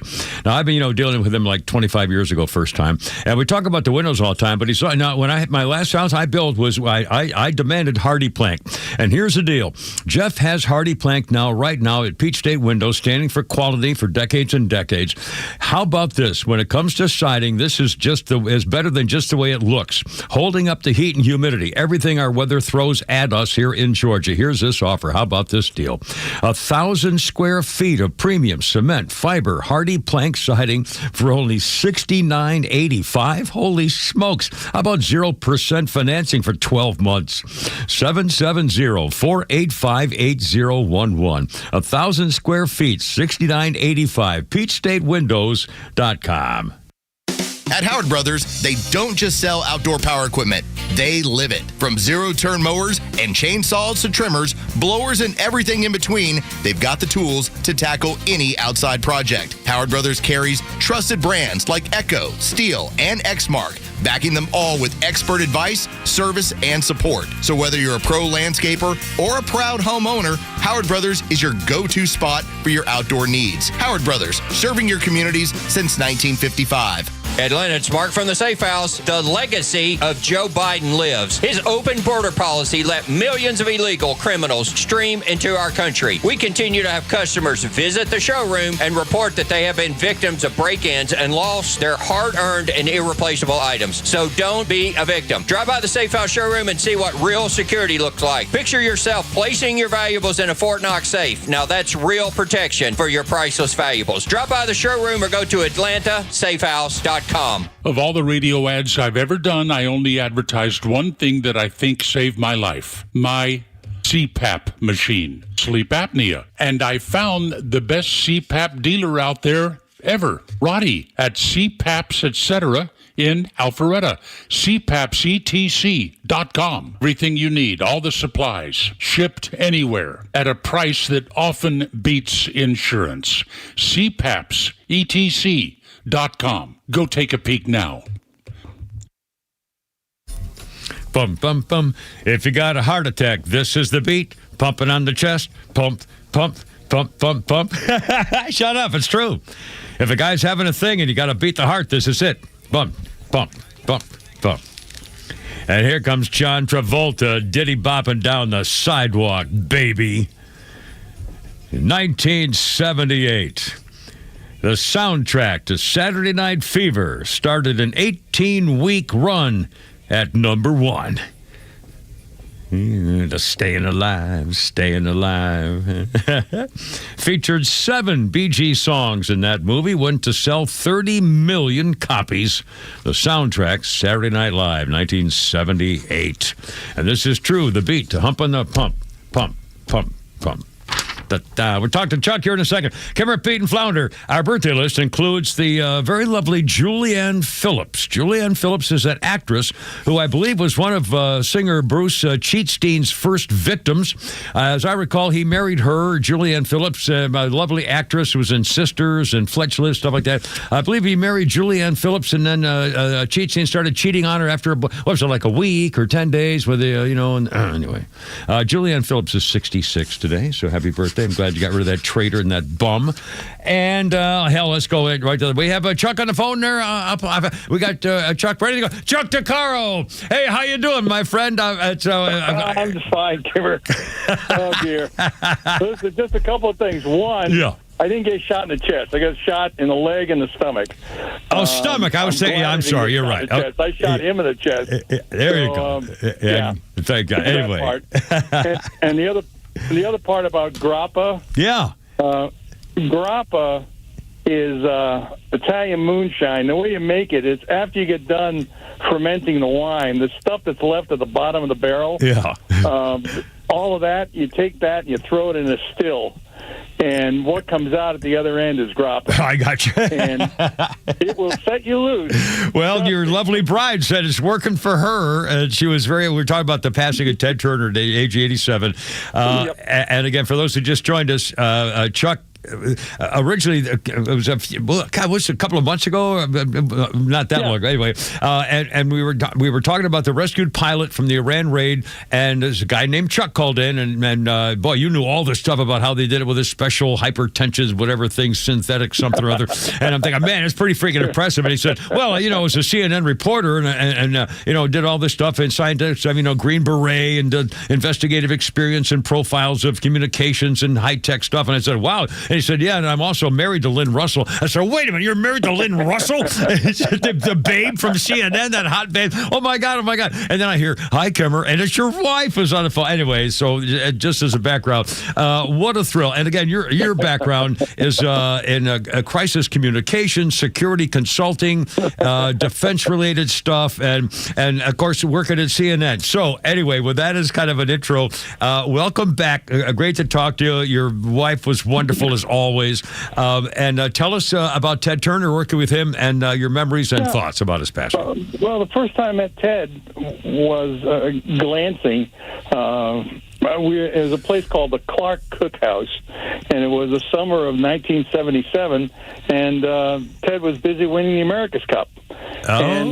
He and his boys came running through. This is Captain Outrageous. Captain Outrageous, yeah. Long before CNN, and Ted liked to drink a little. Yeah. And I remember toasting him one dark night in Rhode Island, and that's the first time I actually met him. Hi, Captain. I'm Chuck, and that was all. And then years later, I got recruited at CNN and ended up as the first special assignments correspondent. And as a special assignments commander, I dreamed up all my own assignments for the whole time I was at CNN.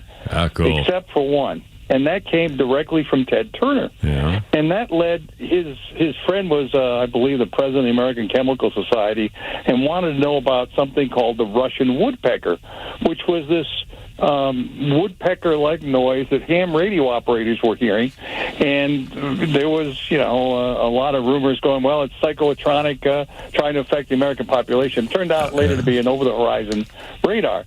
But Ted called my boss, Ted Kavanaugh, who was the vice president, and said, the boss wants you to go find out what this is.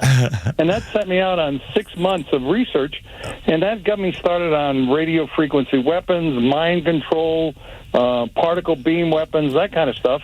And I did a couple of, actually a 5-part series about those things, all because of Ted Turner being interested in it. I'll be darned.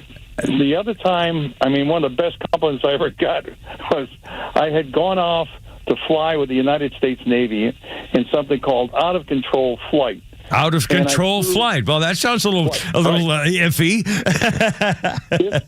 This involves putting a jet airplane into an inverted spin and learning how to get out of it. And the thing that made it really special is the only female fighter pilot instructor in the United States Navy in 1984 was Lieutenant Linda Schaefer. And I went and did that, and I even did a Lomshavak which is a completely out-of-control mover, much like the movement of a champagne cork after you pop it from the bottle. Oh, wow. And I got that, and I was busy editing this thing at 2 o'clock in the morning in Atlanta. And as Lynn told you about, Ted showing up with a girlfriend, he shows up with this blonde who is, quote, his pilot. And I remember his pilot. She was a knockout. I forgot her name, but she was a dish. Names here. Yeah. Anyway, the pilot and Ted are staring. Their eyeballs are coming out of their head as they see my camera view of the Earth spinning around and the outside view of the airplane tumbling. And he looks at me and says, DeCaro, you're crazy. I said, Skipper, coming from you, that's a hell of a compliment. Thank you, sir. I love it. Captain Outrageous. Yeah. That was, and the mouth of the South. He was the man. Three guys in my lifetime that I got to meet was Donald Trump back in 1981 when he was about to marry Marla Maples. And then Ted, and then General Robin Olds. And they're all the same. They're all really tall, really loud, really larger than life, but every one of them delivered on what they said they were going to do. Yeah, everybody thought Ted was a clown. Everybody. the standard American big butt. Yeah, I know what you mean. Yeah. Financier thought Ted was a clown, but he hired guys like me, like Ted Kavanaugh, like Reese Schoenfeld, all black sheep capable of doing extraordinary things if given the opportunity. And that's the original CNN was like that. It was we're all kind of like Ted. Well, you had to get it. In fact, I mentioned to Lynn the fact of the matter, especially being non-union, and you guys did it all. Whatever needed to be done, you had to get it done. And Turner was the guy who said, "Okay." It was kind of like Trump. Trump says, "Oh, I like that idea. Get it done. Let's do it." Just here we go. You take Jim Miklashevsky, who later went on to be one of the most famous correspondents at NBC. Yeah, I as remember. a Pentagon, their White House report. Jim worked for us, and he has a terrible leg. He's got a permanent limp. He was going down to El Salvador. I remember one time he got involved in a firefight with bullets going to the top of his head. Luckily, he's short, so wow. He was doing a live shot in the middle of an ambush. I mean, that's what we were doing back in 1981, 82, 83, and on. Yeah. And it's all because we had a leader like Ted. Well, I mean, what an amazing story. I mean, all the CNN and that led to all the rest of it. And, I mean, the CNN International, TNT, Cartoon Network, Turner Classic Movies. I mean, just, and the freaking Braves. I mean, he had a billboard company from nothing, and then Channel 17 UHF TV station, and 6 years later, he owns the freaking Braves. I mean, what a story. I mean, seriously. Oh, man. Well, I mean, he would do extraordinary things, but he hired people who, you give them an assignment, tell them what you want, not how to do it, and off we go. Yeah. It's not the standard way of doing things, and Ted was a master of it. Yeah. Now, but one of our callers, Martin, asked me to make sure I asked you about Ted's kids. I was based out of Washington, D.C., and so I would only see Ted when he came to D.C. or if I had to go see him down in Atlanta. Mm-hmm. The rest of the time I was gone, so I didn't interact with his kids at all. Oh, well, sorry. Now, why would Martin ask about his kids? And so I assume it was something like he does something for charity for homeless children or something. It has Ted's kids for him or something. Oh, my God. I'm sorry. Hey, Martin, what's the idea, buddy? Well, the interesting thing was that I could dream up any assignment I wanted to, and I'd go off on it. And I'd come back and we'd get the numbers. There was always something interesting. And, when I went off with the guerrillas in Nicaragua, I disappeared for 9.5 weeks because there's no way to get it back. I was deep inside of Nicaragua. And you come back and you do,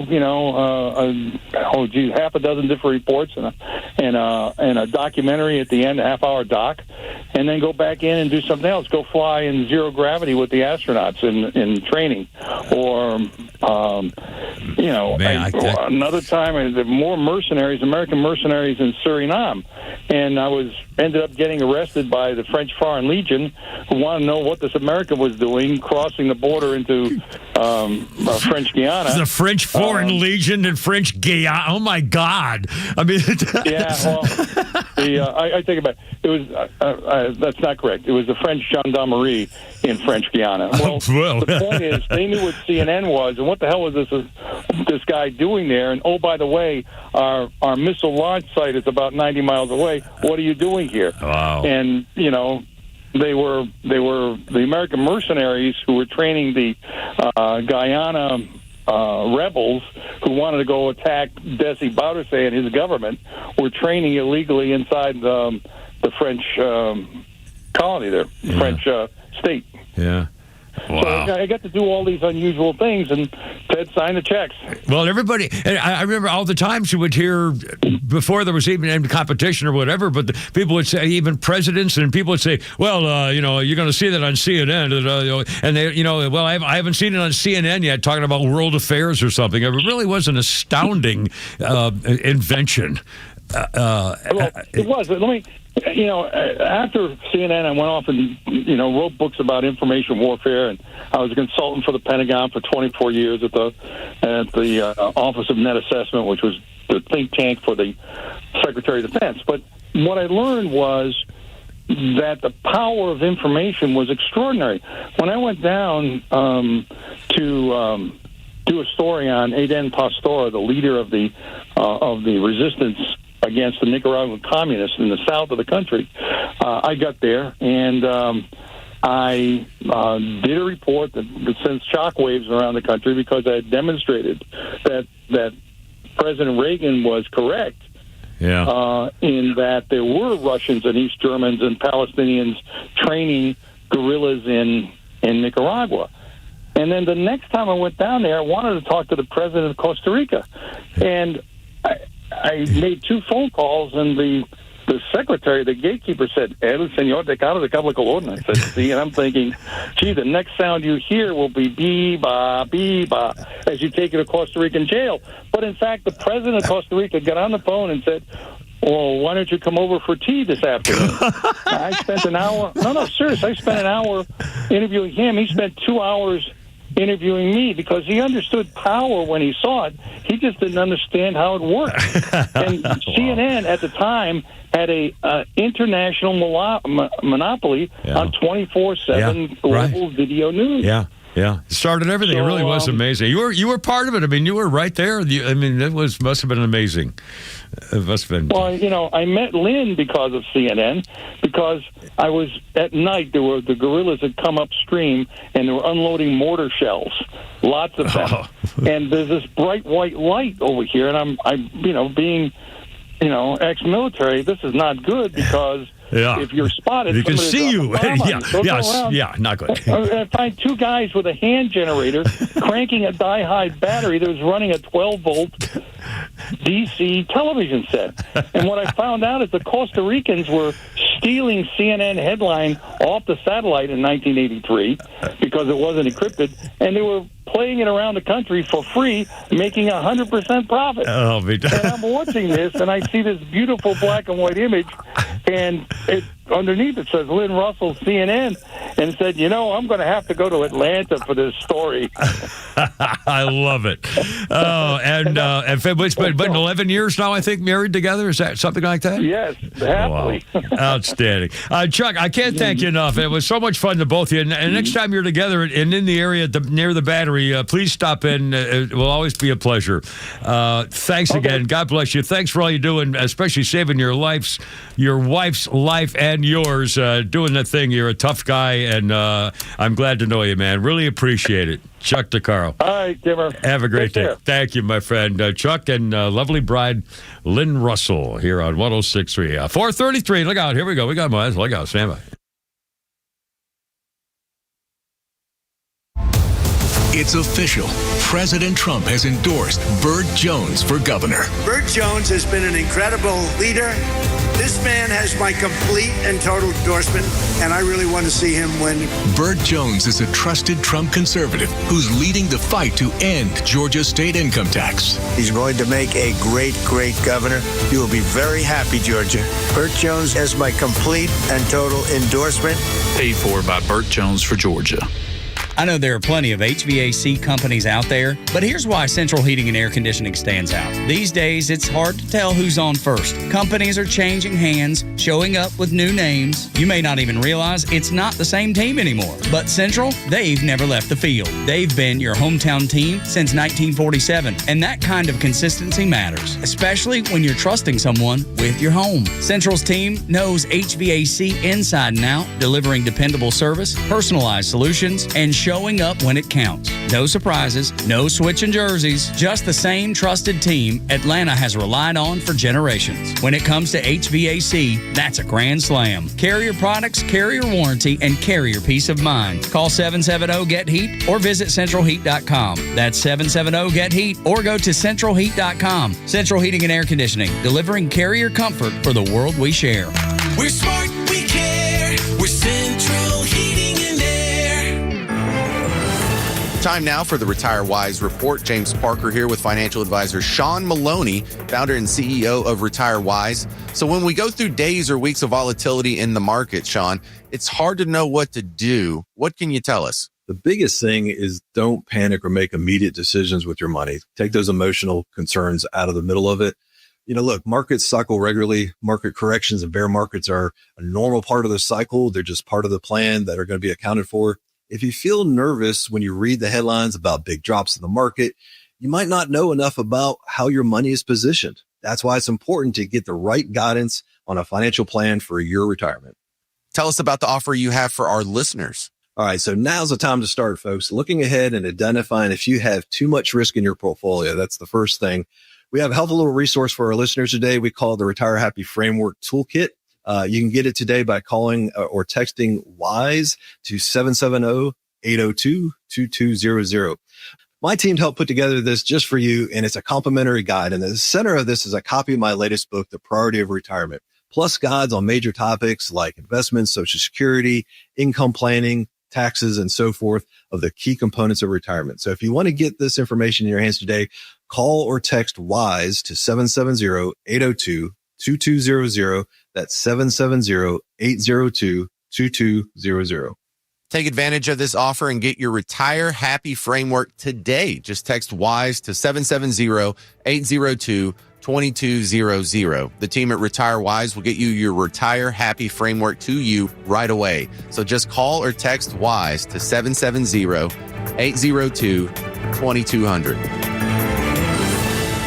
Investment advisory services made available through AE Wealth Management, LLC, a registered investment advisor. Investing involves risk, including the potential loss of principal. Firm does not provide tax services. I'm so sick of all these cheesy lawyer billboards. You might be too. If you're injured in a car crash, you don't hire a lawyer because they're sweet or strong or the biggest. You hire a lawyer who is recognized by their peers as one of the top lawyers in the state. You hire a lawyer who's going to listen to you, fight for you, and has the case results to prove it.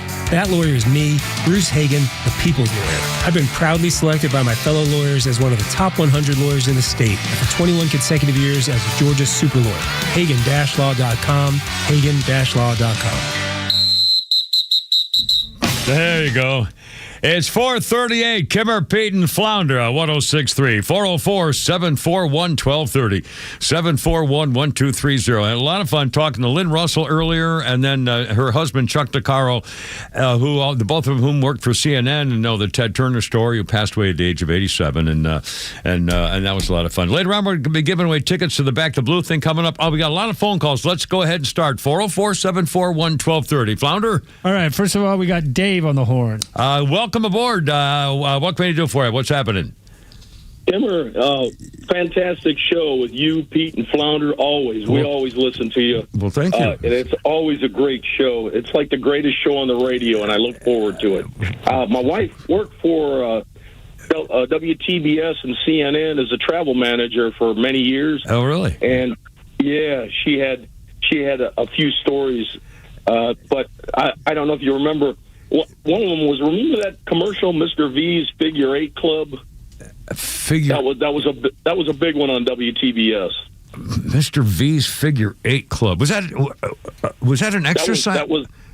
That was just a regular commercial all the time, and they bought airtime on WTBS because it was cheap, and that was a long time ago. Yeah, but that was one that stuck in our heads. But she also remembers that he always used to like to go to the Silver Skillet if he could break away. Oh, over there. Yeah, I remember the Silver Skillet. It's still there, but she started out on the original Techwood headquarters over there. Yeah. But the funny thing was, their corporate policy set by Ted was everybody flies coach. So she always booked all coach for everybody. And this went into the CNN era, too. But for Ted Turner, when he was flying, it was, kind of untold. But she used to call each airline that Ted was booked on coach and ask them, this is Mr. Ted Turner, and we'd like to see if you'd like to give him a free upgrade, and they always did. I bet. Any airline around the world that would, that they all said yes, but that was kind of, it was kind of a corporate policy that everybody flew coach, but not, he always got upgraded, but it was not too well known. But she booked him on a commuter flight. One time he had to go to a small town somewhere in the U.S. Yeah. So she put him on a commuter flight, small aircraft. It must have bounced around a lot. They do that. Yeah. Well, yeah. When he got back, he called her up and called her directly and chewed her out. Oh my! And she was so broken up and crying, thinking, "I'm going to get fired." So she called her boss and she explained everything, and And he said, "Hey, that's normal. Welcome to the club." And he yells at everybody. That's Ted. Oh, my. It must have been, I mean, that really had to be a really fun experience back in the day when everybody was flabbergasted when he started doing stuff like this, really. Well, she, when she went there and applied, that was at the old Techwood Drive over there. And she got a small little place, small little office in the basement, but she was controlling all of the flights and everything, and it was a very interesting, exciting time. And she was thrilled to work for him, and it was just an exciting time watching things get bigger and bigger, and CNN and everything. So you always enjoyed it, but it was just there's quirky little things that you learn you hear about as she came home and told me about them once in a while. So I'll bet thought I'd just pass those along, but. He was a fantastic person for Atlanta, and a lot of people I know miss the Turner Field and the name of Turner Field because it was very historic. That they put that name on there because of him. Yeah, Chief Nakahoma. I mean, there are a lot of memories at Turner Field. Yeah, I'll be there. Well, listen, nice. I appreciate it. Hide your wife. Thank you very much. Nice to talk to you. We appreciate it. All right, now we got Adam in Sandy Springs. Adam, welcome aboard, sir. How's it going? What's up? Hey, guys. Good afternoon, Semper Fi. Yeah, so I wanted to talk about Ted Turner and specifically TBS. So I'm originally from New York, and TBS was on our basic cable. Yeah. And I remember the first time watching it, I was a big wrestling fan growing up, so WWE was big up north. Yeah. So on TBS, it was WCW. And I remember watching Ric Flair, who was, their version of their Hulk Hogan at the time. Yeah. And he was cutting this crazy promo. And I was telling my friends, look, you got to watch this other wrestling federation. And that's how... I'll be done. I mean, it really changed everything. People watching the Braves baseball stuff. I mean, it's just everything he did was, wow. And one more thing. I remember all the programs used to be either at 5 or 35 after the hour. Right. Yeah, so people would tune in to see programming and stick with them through the commercial breaks of the others, I think. Yeah, a lot of stuff. Hey, thanks, Adam. I appreciate it. All right, and last but not least, Miss Ruby. Ruby, hey, baby doll. How's it going, sweetie? What's up? Doing very well. Yes. I want to welcome Pete back and prayers for a complete and speedy recovery. He is waving to you now as we speak. Thank you. Oh, well, I had a Ted Turner sighting. Okay, My husband and I were out at a new shopping center in Gwinnett. I think it was at Peachtree Corners. I'm not sure about that. Yeah. But I had something to return at Talbot's. So we went to Talbot's. I did my return. I looked around. Didn't see anything. So we came out, got in the van. When you turned left from Talbot's and you looked over on the right in this new shopping center, there was Ted's Montana Restaurant. Oh. And standing there outside, they had banners up because they were having the dedication and the grand opening. And standing there was Ted Turner. Huh. And I said, sweetie, look, there's Ted Turner. I said, oh, stop. I said, let's go meet him because, see, my husband looked exactly like him. The mustache, the chiseled features. Really? Oh, cool. My husband was much handsomer, but I said, when he takes a look at you, he's going to know you look just like him. And I'm going to tell him, maybe you could double as him sometime, be a stand-in for him. And I said, maybe he'll invite us to the grand opening bowl. That killed it. When I said that, he sped away. Oh, you didn't meet him? You didn't go over there? No, he wouldn't. When I said that did it. Oh, that old curmudgeon. Oh, that was a great opportunity. Well, that's all right. We drove home in silence. I was so annoyed. Oh, be darned. One big chance, Yeah. Oh, funny. All right. Well, Ruby, thanks, sweetie. It was fun to talk to you, as always. Oh, and in fact, reminded me, today I come in the building here. I'm coming in, and I see this whole, one of our meeting rooms is jammed with people, and I said, what the hell's going on? The guy says, Dog the Bounty Hunter's here. I said, Dog the Bounty Hunter, no kidding. So I'm walking by, and he's coming out of the meeting, and the guy, and one of the sales guys says, hey, there's the Kimmer. He was a Marine, and Dog said, oh, yeah. So I'm talking with Dog the Bounty Hunter for a while, and realized I never got a selfie. What an idiot. How can I not get a selfie with Dog the Bounty Hunter? He'll be back. They record here once a month. He'll definitely be back. I definitely got to get a selfie. No, screw a selfie. You got to get a video. A video, yeah. I bring him in here, God. Anyway, Kimmer P. Flounders, 445 or 6 or somewhere in that area. Look out.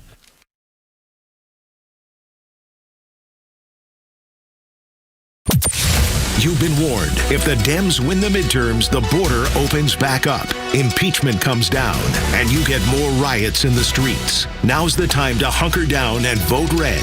Count on Extra 106.3 to bring you the stories that matter from the most trusted voices in the country. Proud to be Atlanta's only conservative news and talk station. Extra 106.3 FM and the Extra app. In a time when everything feels political, one place must rise above it all: the courtroom, where the law rules and integrity matters. In 2020, Georgians came together, electing a justice who believes in protecting our courts. I'm Georgia Supreme Court Justice Sarah Warren, and here's what I believe. I believe in the rule of law, the separation of powers, and a judge's limited role to interpret the law as written. I believe in a nonpartisan judiciary, impartial judges who don't advocate for political positions or outcomes. I believe in deciding cases without bias or favor, treating everyone with dignity and respect. As a justice on your Supreme Court, I've upheld these values. With your support, we'll maintain the integrity of our courts. Vote to re-elect Justice Sarah Warren. Vote early starting April 27th or on Election Day, May 19th. Paid for by Georgians for Justice Warren, Inc. Great, another auto repair. You took it to the dealer and now you're starting to panic. They say it's going to cost thousands and take weeks to complete. So don't fall for the tricks. Take it to Vicks. From simple oil changes and tires to transmission replacements and collision repair, you can count on Vicks Auto Care for honest, affordable service. Vicks Auto Care on Roswell Street in Marietta. Visit them today at VicksAutoCare.com. That's VIKS Autocare.com.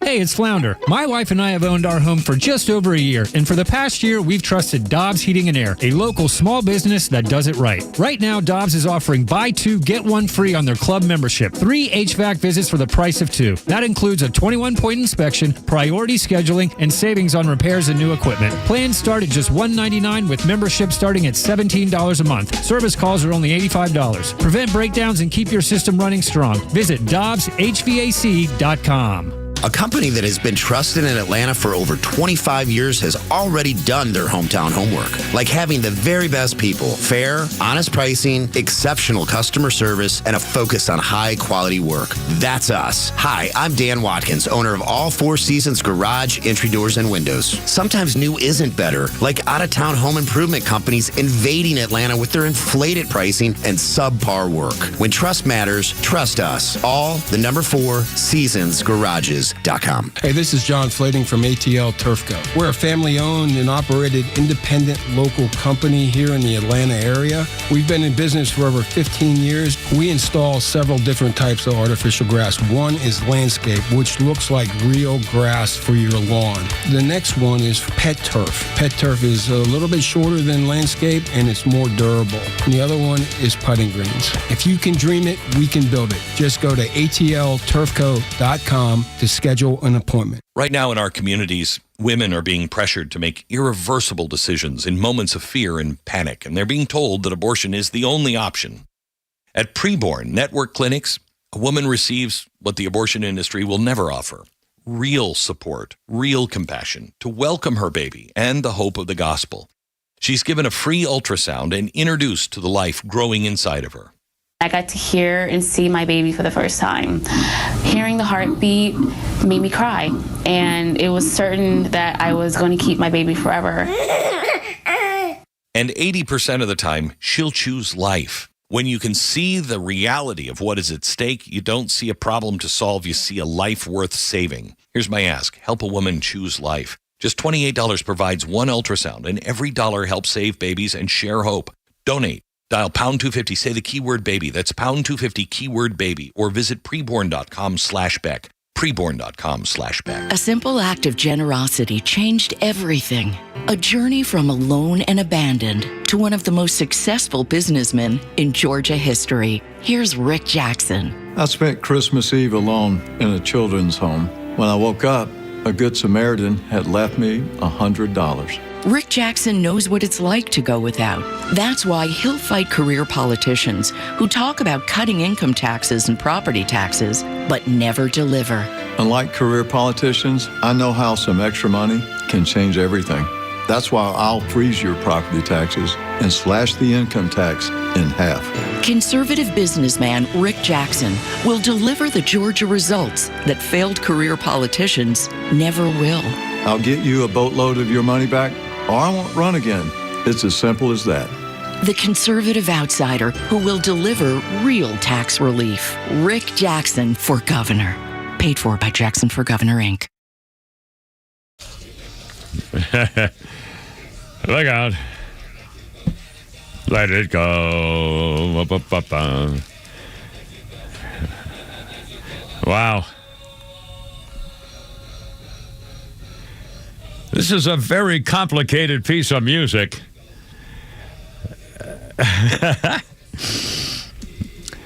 Oh, my. And 2002, Bohemian Rhapsody by Queen was voted Britain's favorite single of all time. There were the top 5. Madonna Like a Prayer was the 5th most favorite single of all time in Britain. Number 4 was ABBA with Dancing Queen. Number 3, Hey Jude by the Beatles.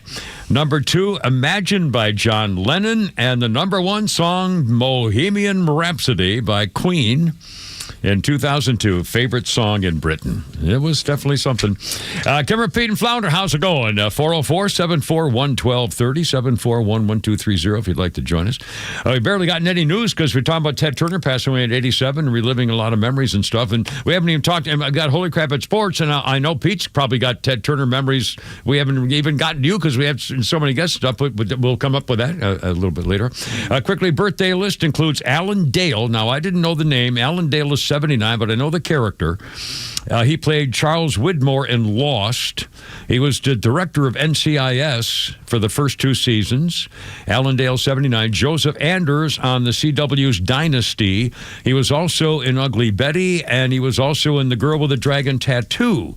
Alan Dale is very gruff, serious, kind of a bossy manager type guy. Alan Dale, if you saw his face, you'd know who he was.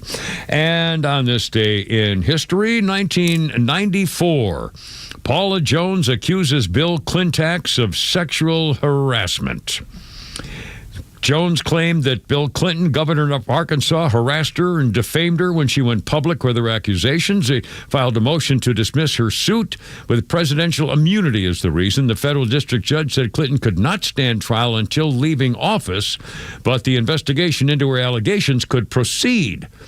Paula Jones appealed in 1996, won the right to continue with the trial in the Supreme Court. So then Clinton said, wait a minute, I requested delay in the trial until I get out of office. The timing of that decision coincided with the November 1996 election, and it bought Clinton a reprieve. Paula Jones, one of 4 major scandals, threatened Clinton's second term.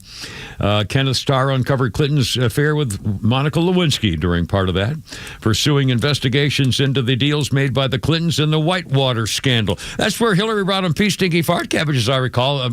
Pete, you can correct me if I'm wrong. She took $1,000 and turned it into $100,000 because of these Whitewater land scandal deal.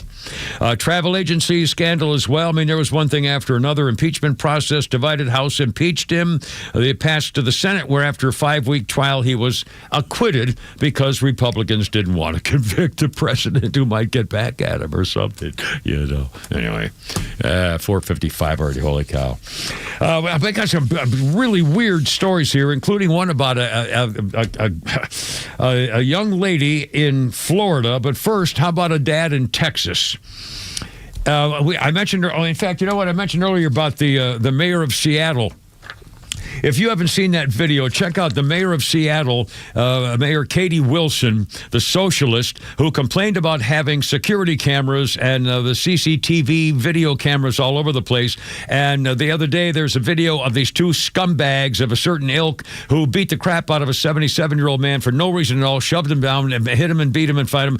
The video allowed the guy, the first one is Ahmed Abdullah Osman, to be arrested. They're looking for the second guy. And so she said, well, these turning on cameras are not going to do anything to make the neighborhood safe. It's going to make people feel more vulnerable. It's racist. You're just going after little brown people, stuff like that. Well, they caught the guys because they got the cameras up. And what bothers me even more was that nobody helped the guy.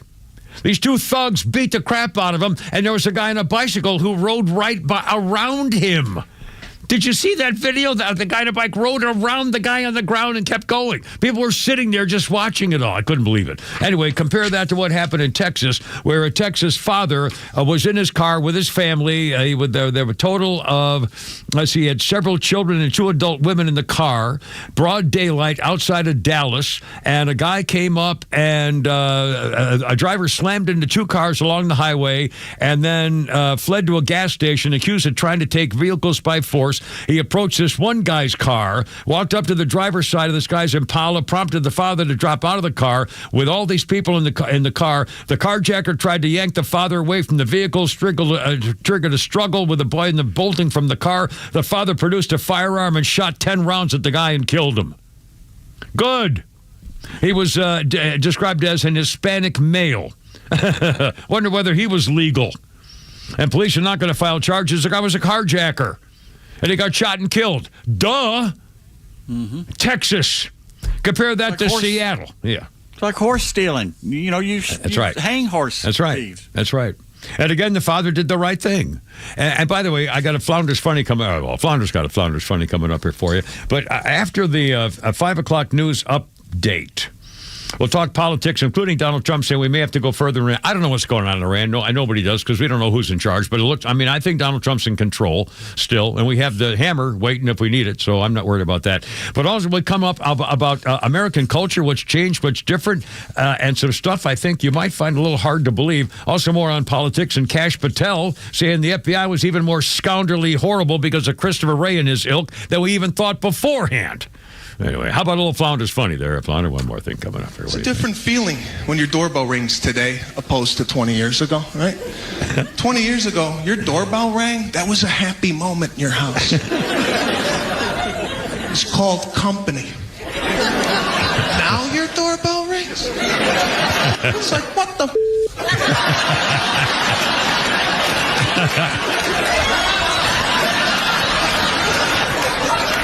Right, your own mother's crawling across the kitchen floor. Get down the army crawl. Right, you have to turn and ask your family, you invite anybody over? You invite anybody over? There's always that person upstairs that didn't hear the bell. They come walking down. What the hell is going on? Get the hell down. Somebody's outside. They're at the door. I think they saw movement. You can't stop by anybody's house anymore. If you do, you have to call from the driveway. Sebastian Monticello. Maniscalco or whatever it is. Very funny. You can't come over to some.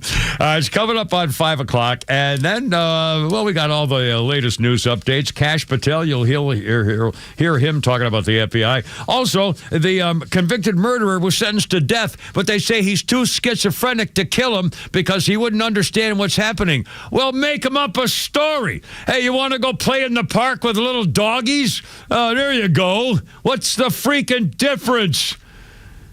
Nobody cared if he was schizophrenic when he murdered the cop. Yeah, it's 5 o'clock. Look out. Herp and a herb. Stand by.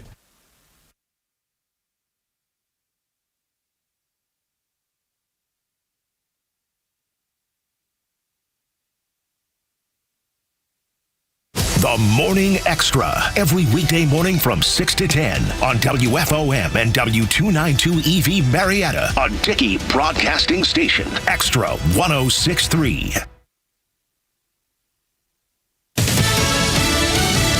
President Trump is signaling progress on the Sobrady. Fox News in efforts to end the conflict with Iran. The president says really good talks with Iran over the past 24 hours could secure a peace agreement. Iran cannot have a nuclear weapon, and they won't. And they've agreed to that. among other things. Reports indicate an emerging deal would cap Iran's nuclear program, reopen the Strait of Hormuz, and end a U.S. naval blockade. And while President Trump says he has not set a deadline for Iran, he did warn in a social media post if there is no agreement, the bombing starts at a much higher level and intensity than it was before. Fox's Jared Halpern at the White House. A member of the Trump cabinet, Commerce Secretary Howard Lutnick, goes behind closed doors with a House committee, answering questions about his ties to the late sex offender Jeffrey Epstein. Lutnick and Epstein were neighbors for years. Lutnick told lawmakers they only met 3 times, and when he saw a massage table at Epstein's home, Lutnick decided to end any relationship with him. But Lutnick and his family traveled to Epstein's island years later. Fox's Chad Pergram on the Hill. A source says Lutnick also told lawmakers he never saw Epstein with any young women and never witnessed anything inappropriate with young women. Democrats say Lutnick has been changing his story. The House Oversight Committee is scheduled to hear later this month from former Attorney General Pam Bondi and from Bill Gates in June. Just getting word, a Special Forces veteran accused of trying to kill his wife last week has been found dead during a manhunt in Tennessee. A deputy U.S. Marshal telling Fox News Digital Craig Berry died of a self-inflicted gunshot wound. Also, an arrest made in the mass shooting during a lakeside party in Oklahoma last weekend. Court documents show witnesses identified an 18-year-old suspect and that the shooting followed a fight over gang-related issues. More than 20 people were injured. 1 has died. America is listening to Fox News.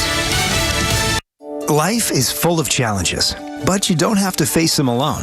At intouch.org, you'll find powerful sermons from Dr. Charles Stanley, daily devotionals, and resources designed to strengthen your faith and bring hope into everyday life. Whether you're searching for encouragement, biblical wisdom, or practical guidance, intouch.org is here to help you grow closer to God. Discover truth that speaks to your heart. Visit intouch.org today. That's intouch.org. Thanks. Now, this 25th anniversary of 9/11, the Tunnel to Towers Foundation remains committed to honoring the heroes shaped by that day. Heroes like NYPD Detective Victor Vargas, a U.S. Air Force veteran who died from pancreatic cancer after serving in the World Trade Center recovery efforts. Tunnel to Towers honored Detective Vargas by paying off the family's mortgage. You can donate $11 a month, and you can amplify your impact with a car or land donation. Go to their website, the letter T, the number 2, the letter T.org.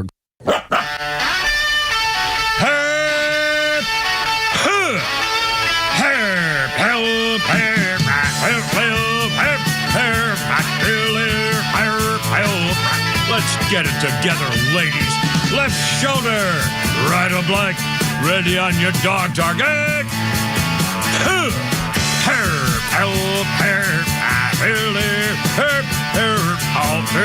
Road guards out.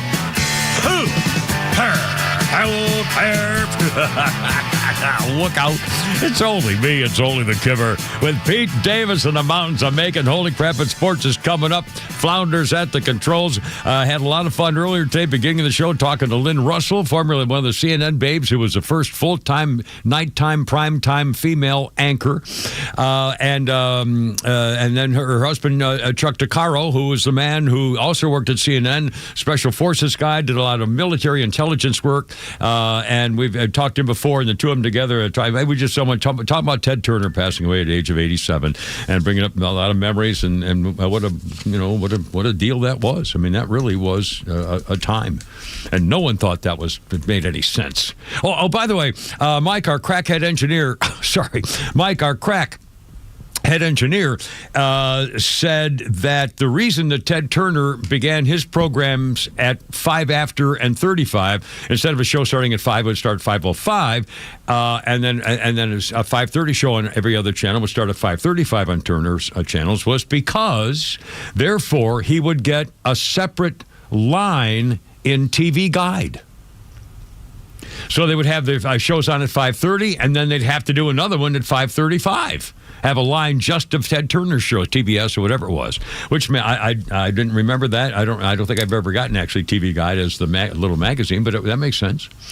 Anyway, so that's a scoop. There we go. Kim, Pete, and Flounder, 404-741-1230. Oh, they mentioned the Epstein thing. And by the way, why is this such a big deal? Congressional hearings over the guy who's a member of the cabinet, true, and he had lunch with was with his wife and family on a yacht, and they stopped at the place, have lunch, and with Jeffrey Epstein at his thing, and then went back to the boat and then went thing. So what's the deal? What's the supposed link?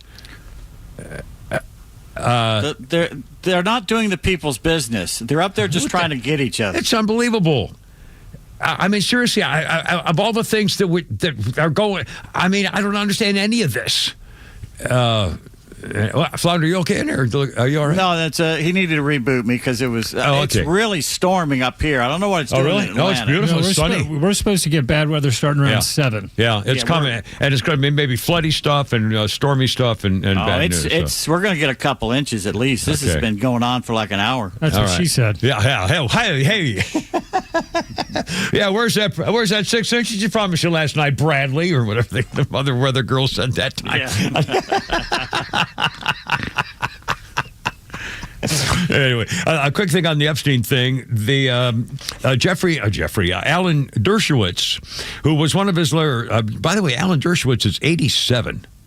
That's amazing to me. Anyway, Alan Dershowitz was one of Jeffrey Epstein's lawyers back in the case when he got him off of the claim where he didn't have any jail time and so forth. And Alan Dershowitz has now apologized for that. He says, I regret defending him. He was a terrible, evil man. But here's the deal. Alan Dershowitz says there was absolutely no evidence of any CIA or Mossad ties to Jeffrey Epstein. No blackmail by CIA or Mossad. He said, I know a categorical fact that is not the case. I asked him specifically if he had any connection to any intelligence agencies. I'll get you a better deal. He says, Alan, how could I have connection? No agency would hire me or rely on my stuff. He confirmed that same thing with Mossad, and he says there's no truth of any connection he knows about the CIA either. There was one source who said there was a guy, the U.S. Attorney, Alexander Acosta, who had to leave his job with the administration because he was one who did the plea deal in 2008. And Acosta told attorneys that they had to back off because Epstein had special intelligence links. So there had been no proof about that. But also, for the record, Alan Dershowitz also said, said, a lot of unproven claims out there accepted as fact. The vast majority of women who claimed to be victims either came back over and over again to get the $250 for a massage or became recruiters of other people or never met Epstein and made it up. And Dershowitz says, obviously, there are real victims. But he said an awful lot of theories about what he was doing with the blackmail operation and stuff is nonsense. That's what Alan Dershowitz says. Now, whether he's been threatened, I mean, who knows? In fact, just last night there was a freaking marathon, and not last night, but I watched part of it last night. There's been a marathon of the Jason Bourne movies, one after another. Bourne Identity, the Bourne, Jack Reacher. I mean, all these things. And I'm thinking, who knows? Who knows about what's going on with the the secret killer themes of government? I bet they have them. I don't know. I mean, I'll bet they have them. Yeah. The Vatican has albino. That's right. The albino priests. Now, I don't know whether you saw this story or not. And the reason I asked Flounder to print it up for me is because the whole thing is freaking appalling. A girl in Florida facing felony charges because she called or using a phone to make charges that she was going to kill teachers and shoot up the school on the last day of class. This is in Florida at the Louise McInnes Elementary School in Volusia County. The girl is charged with making written or electronic threats to kill and unlawful use of a two-way communications device, both felonies. She's 12. And she used her ex-boyfriend's phone because she had his login information, and then she posted a video of posted the threats to the teachers, and they tracked her down, and they arrested her. The girl is 12. And by the way, if you can see the video of her being arrested, she has green hair, 12, with an ex-boyfriend, and she was wearing the shortest cut-off jeans I've ever seen. 12-year-old girl, felonies, bomb threats, killing threats for her school, green hair, slutty little outfit, 12 years old. I mean, what was she raised by wolves? How could a parent let her out of the house looking like that? Green hair. Nobody in school maybe said anything about this girl's appearance or attitude or anything. Don't be judgmental. I know. I honestly, look at the video. Look at the picture of this 12-year-old. 12! And she already has an ex-boyfriend. Well, I wonder how long she's been dating. My God. Look at you with your rules and standards. Who do you think you are? I mean, how can a school system allow anything like this to, I mean, honestly, how'd she get out of the house? Yeah. Well, parents. And in fact, I have one little survey. I saw this on, I don't even know where, off of a Facebook post or something.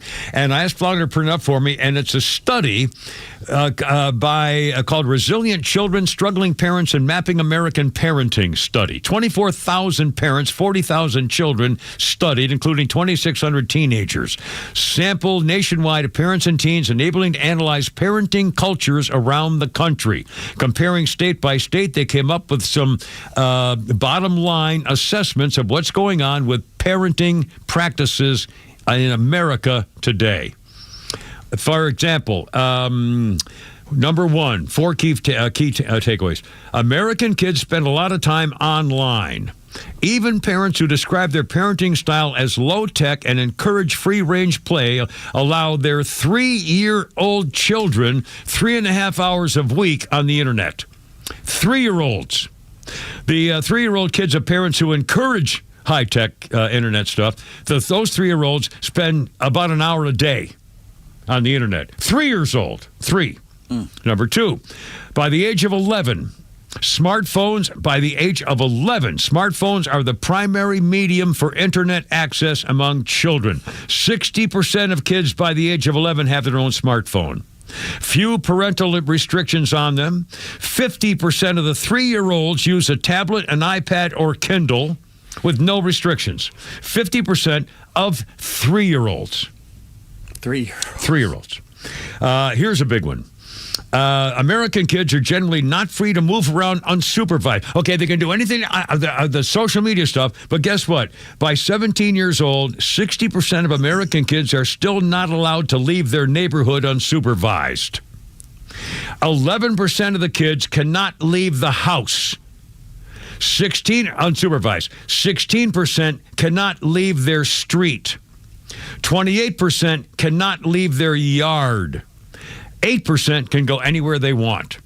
But again, what a difference in rules and connection to the world. Social media, internet, from the time they're 3 freaking years old. They're learning on the internet. They're learning by 11. They have their own phones. This is where they're getting their information.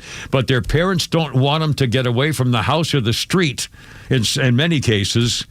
Can't leave the yard. It's 30%, but still a significant number. But what a difference in the way things are being raised with children these days. The predators can get in through the computer without having come into your neighborhood now. Yeah, I know. There's our society, and this is 24,000 samples of people telling how what's going on with parenting. We weren't supposed to leave the neighborhood. When every once in a while you get a wild hare and you cross Rainbow Drive and go into the other neighborhood, you felt like you were literally crossing the Berlin Wall space. But as a baby boomer, in my case, when we got home from school, put on our play clothes, and my mother said, "See ya for dinner," and we were gone anywhere we wanted. Now we always came home, or hopefully. Anyway, Holy Crap of Sports next. Kevin Pete and Flounder, how you doing? Happy hump day, hump day, hump day.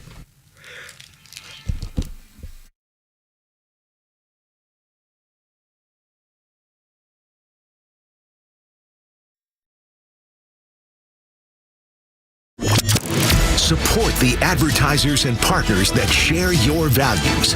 Give our extra advertisers the first shot to earn your business. They will deliver for you every time and support the extra community like no one else. Connect with all of our partners online at extra1063.com.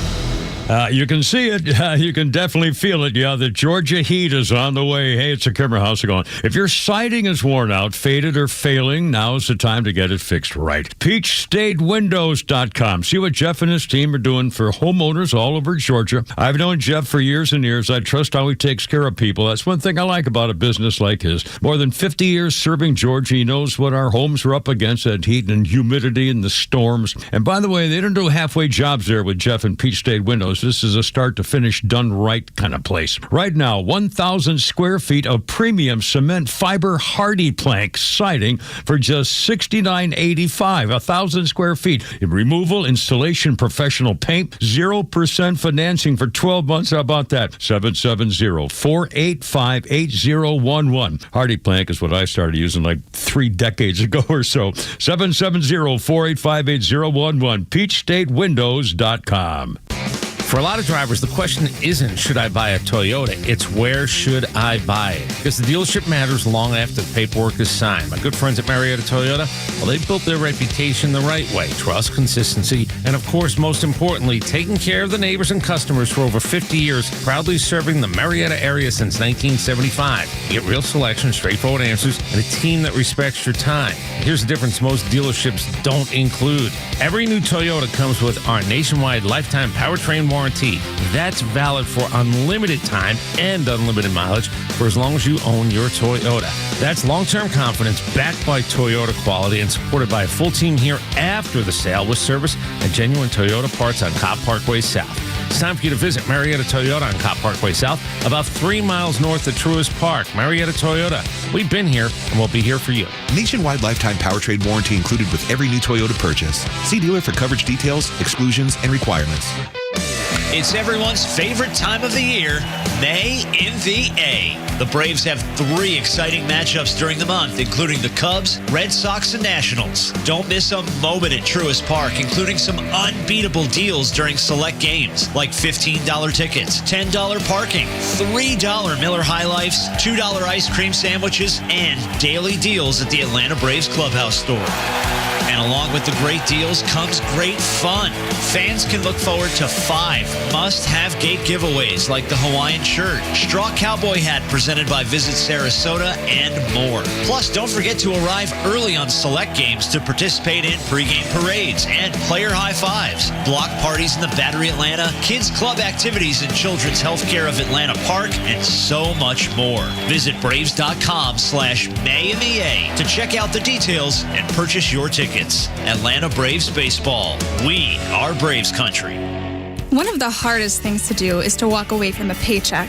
As retirement planners, Masterplan knows how hard it can be to pull the trigger on your own retirement. Don't go it alone.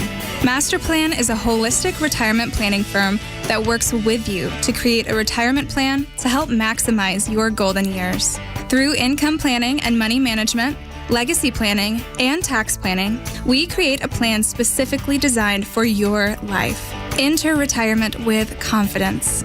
Contact Masterplan to analyze your retirement outlook and create a plan that's right for you. All initial consultations are complimentary, so contact us today and begin your pursuit towards peace of mind. Visit masterplanretire.com. Masterplan Retirement Consultants. Plan well and prosper. Advisory services offered through Masterplan Retirement Consultants Inc., a registered investment advisory in the state of Georgia. Insurance, tax, and commodity services offered through Fricks & Associates Inc., DBA Masterplan Retirement Consultants. The aforementioned are affiliated companies. Lots of places can expose you to identity theft, but that's why LifeLock monitors hundreds of millions of data points a second for threats to your identity, which is way more than anyone can do on their own. If they find anything suspicious, like new loans or changes in your financial accounts, they'll alert you right away, all through text, phone, email, or the LifeLock app. Get the alerts that can make all the difference. Save up to 40% off your first year with the promo code BECK. LifeLock.com. 800-LifeLock. 1-800-LifeLock or LifeLock.com. Use the promo code BECK at LifeLock.com. It's 1863. It was the Civil War Battle of Chancellorsville, Virginia. And it ended with Confederate victory over those Yankees in Chancellorsville. Anyway, now, holy crap, it's sports with Pete Davis. Well, the Braves are trying to win the rubber game at another series right now up in Seattle. Martin Perez started for Atlanta against Brian Wu, a right-hander who had never faced the Braves before today. Shortstop Jim Jarvis making his Braves debut, batting ninth today after being called up from Gwinnett.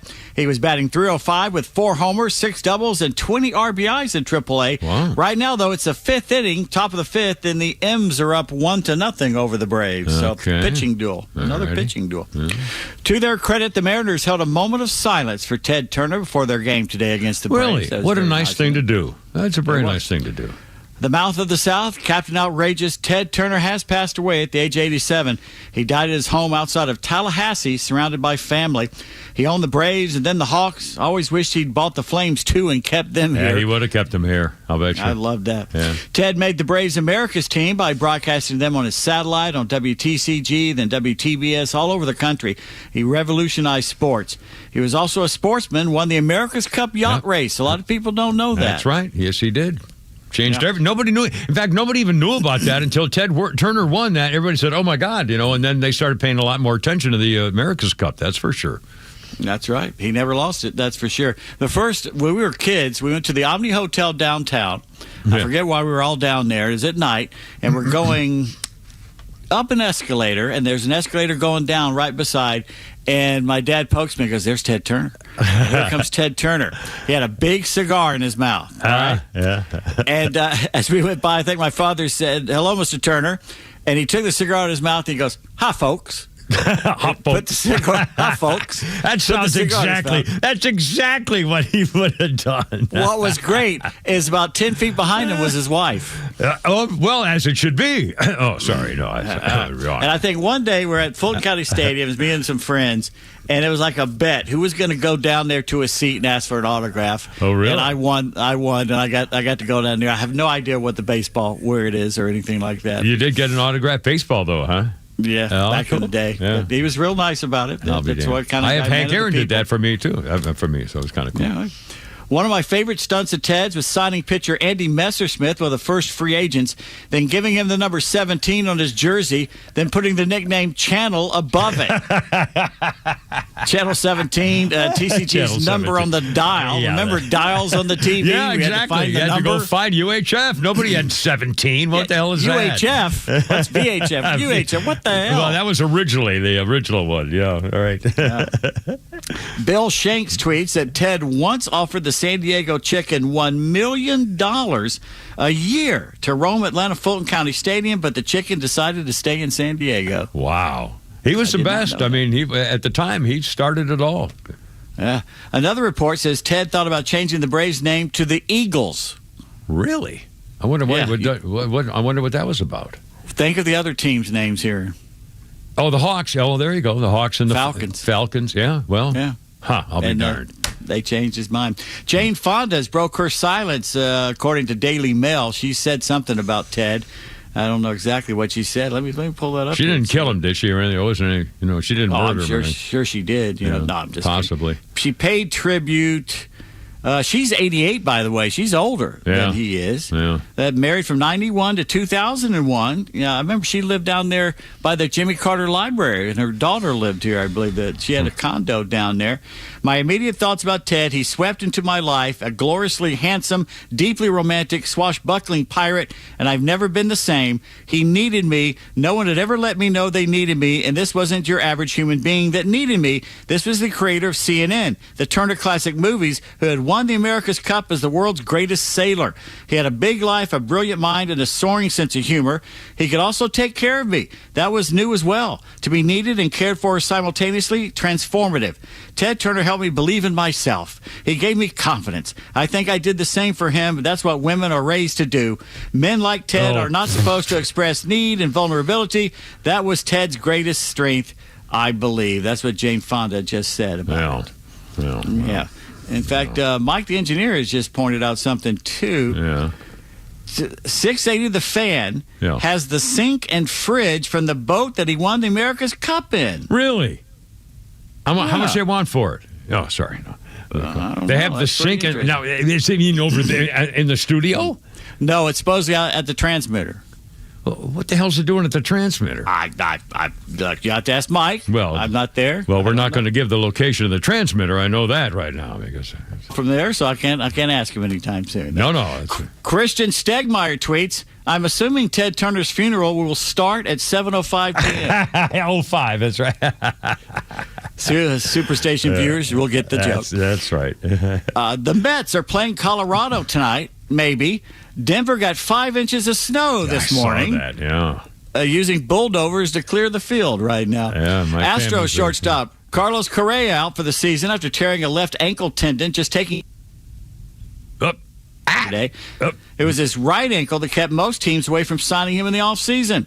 Houston will use 2 former Braves farmhands to replace Correa for the moment. They're moving Nick Allen, remember him, from third base to short, and former Braves draftee Braden Shoemaker to play third base. Now, Shoemaker then hit a home run off L.A. starter Shohei Ohtani yesterday. He's only given up 2, and that was one of them.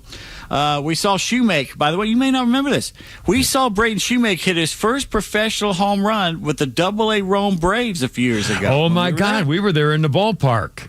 That's right. Shea Langoliers also played, now the star catcher for the Athletics, and Michael Harris II also played in that game. Yeah. We were there. And I remember looking at each other and saying, God, they look like kids. They look like teenagers. I remember Michael Harris looked like a kid. I also rember Kimmer selling his artwork out in the parking lot. Oh, yeah. They wanted my trinkets. I was giving them away. Trust me, nobody wanted my crap. That's why I know if we ever go anywhere, I'm not bringing anything because nobody wants my crap. Anyway, sorry. Nobody wants. The Tigers AAA manager abruptly fired a few days ago. No reason given. But The Athletic now reporting that Gabe Alvarez, an up-and-coming coach in Detroit's system, let go after a human resources investigation into sexual harassment claims by a female employee. Oh, boy.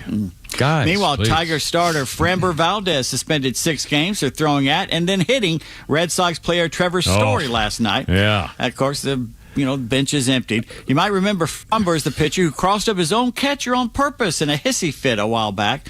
Despite not agreeing with what his pitcher had done, Tigers manager A.J. Hinch suspended for 1 game. Yeah. Well, he had given up 2 home runs back-to-back, 1-pitch home run, a 2nd-pitch home run, and then he hit the guy in the back with a third, So, of course, the people are going to go nuts. And they thank God nobody got hurt when they stormed the field. But as it turned out, nobody got really, punched out or anything. But that was just He's like cheap. a Pascual Perez type. Yeah. He's got a anger problem. And he's too good to be, losing control stuff like that. Anyway. Yeah. Well, the Tigers knew what he was when they signed him to that record contract. So, you get what you deserve. Yeah. Everyone who wants to win the Triple Crown of Racing, step forward. Not so fast, Golden Tempo. Oh, yeah. The Kentucky Derby winner will not run in the Preakness. The trainer saying the horse needs its rest. Well, what kind of horses are they raising these days? Well, in fact, I should have looked. When I heard you tease that, or when I heard somebody tease, I should have looked that up. I wonder how many of the horses who win the Kentucky Derby do not even try to go to the Preakness. It's more now. I'm sure it's more now. And by the way, is it the Preakness or say it? It's not coming out. Say it. Kentucky Derby, the Preakness, and the Spoff. Belmont. The Belmont, I think, is the really long one, isn't it? Isn't the Belmont the real? So the horses, even if they go through the first 2, a lot of them do not want to do the third because the Belmont is big time Charlie longer. Well, he will, or he or she, I don't know, is Golden Tempo a female or a male? Oh, my God. It's got to be a male. We would have known it was a female. Will run in the Belmont. There has not been a Triple Crown winner since 2018 and will not be one this year. Well, there you go. The American Football Coaches Association, or AFCA, a group that represents many prominent college football coaches, reportedly voted last week to support a 2014 playoff format and stop the conference championship games. AFCA has no power to enact these changes, but they have influence. SEC Commissioner Greg Sankey is the biggest critic of 24 teams. He wants to keep it at 16. If this comes true, the Army-Navy game, always played on the 2nd Saturday in December with no other games that day, would be smack dabo in the middle of the 1st or 2nd round of the playoffs. That means unless the game is moved earlier in the season, neither Army or Navy could participate in the playoff postseason. Black Knights head coach Jeff Monken has proposed moving the game to Thanksgiving, but that that would also bring about scheduling conflict. Yeah, plus you had Thanksgiving, the Cowboys and the Indians or whatever, and all, regular stuff. That's bad. Yeah. How bad was Shaquille O'Neal about making free throws? I remember watching him try. His son Sharif says Shaq once bought a boat and named it Free Throw because he knew he'd never sink it.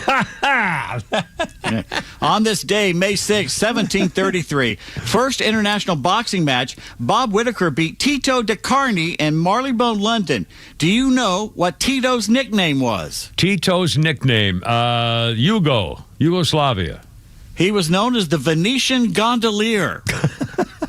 Not exactly a moniker to strike fear in the heart of Mike Tyson. The old gondolier in Venice. 1915, Babe Ruth hit his first Major League homer, then pitched 12 frames, and the Red Sox lost in extra innings to the Yankees.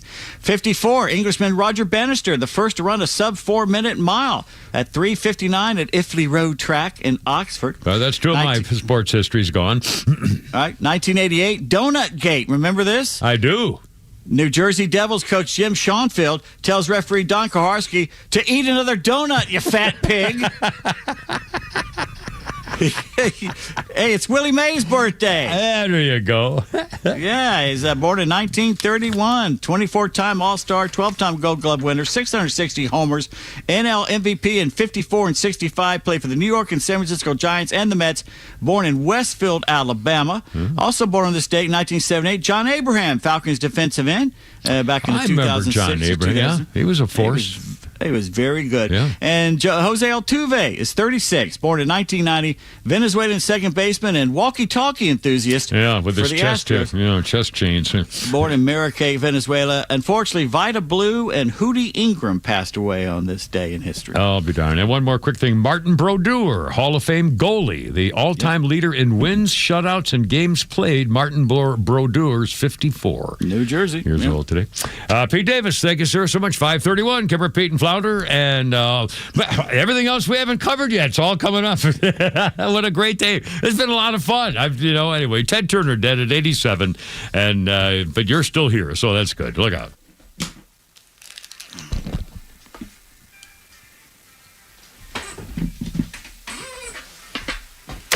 Fighting the communists with truth every day on the only conservative news and talk station in Atlanta.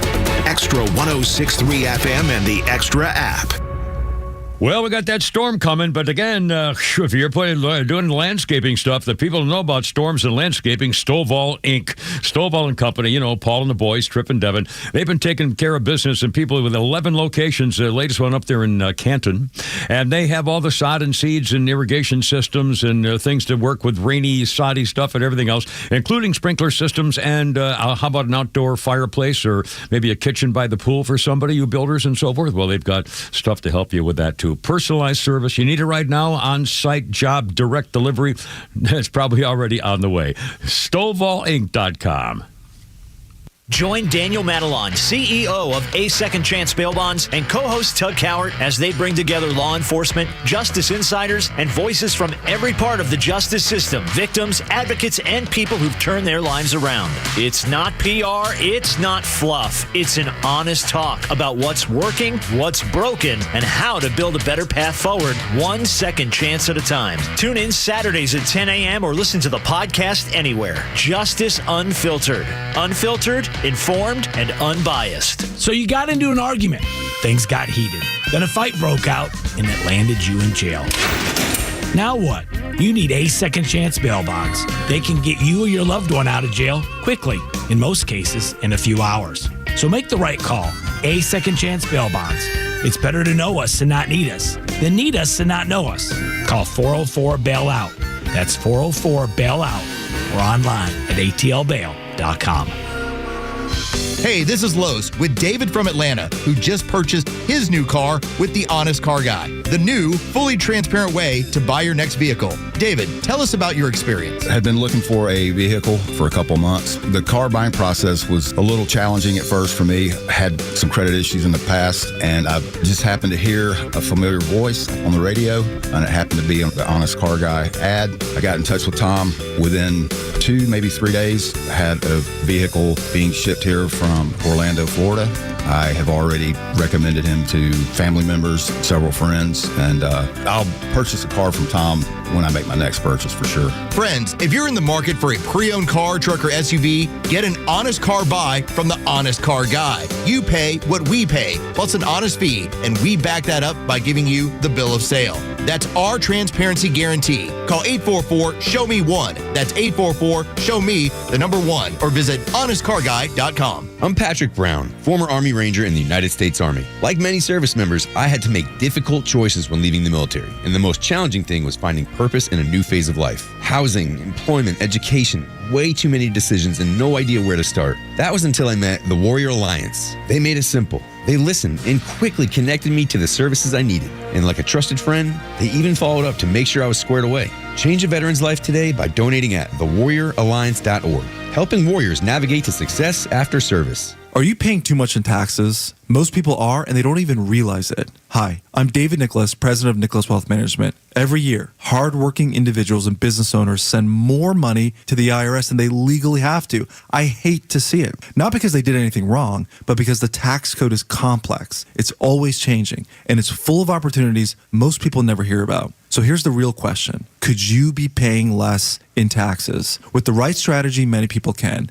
Through smarter planning, overlooked deductions, and better retirement and income decisions, you can win in retirement. That's why we're offering a complimentary tax analysis. No cost, no obligation, just a clear look at where you may be overpaying and what you can do about it. Stop guessing, get answers. Call Nicholas Wealth Management 678-990-8500, 678-990-8500, or visit nicholaswealth.com. Nicholas Wealth Management is an independent financial services firm. This is for informational purposes only and is not specific investment advice. Did you know about 1 in 3 people with plaque psoriasis may also develop psoriatic arthritis, which causes joint pain, stiffness, and swelling?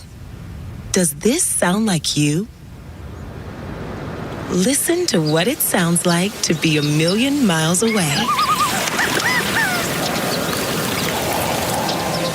Tremfya guselkumab, taken by injection, is a prescription medicine for adults with moderate to severe plaque psoriasis who may benefit from taking injections or pills or phototherapy, and for adults with active psoriatic arthritis. Serious allergic reactions and increased risk of infections and liver problems may occur. Before treatment, your doctor should check you for infections and tuberculosis. Tell your doctor if you have an infection, flu-like symptoms, or if you need a vaccine. Imagine being 1,000,000 miles away. Explore what's possible. Ask your doctor about Tremfya. Visit Tremfya.com or call 1-800-526-7736.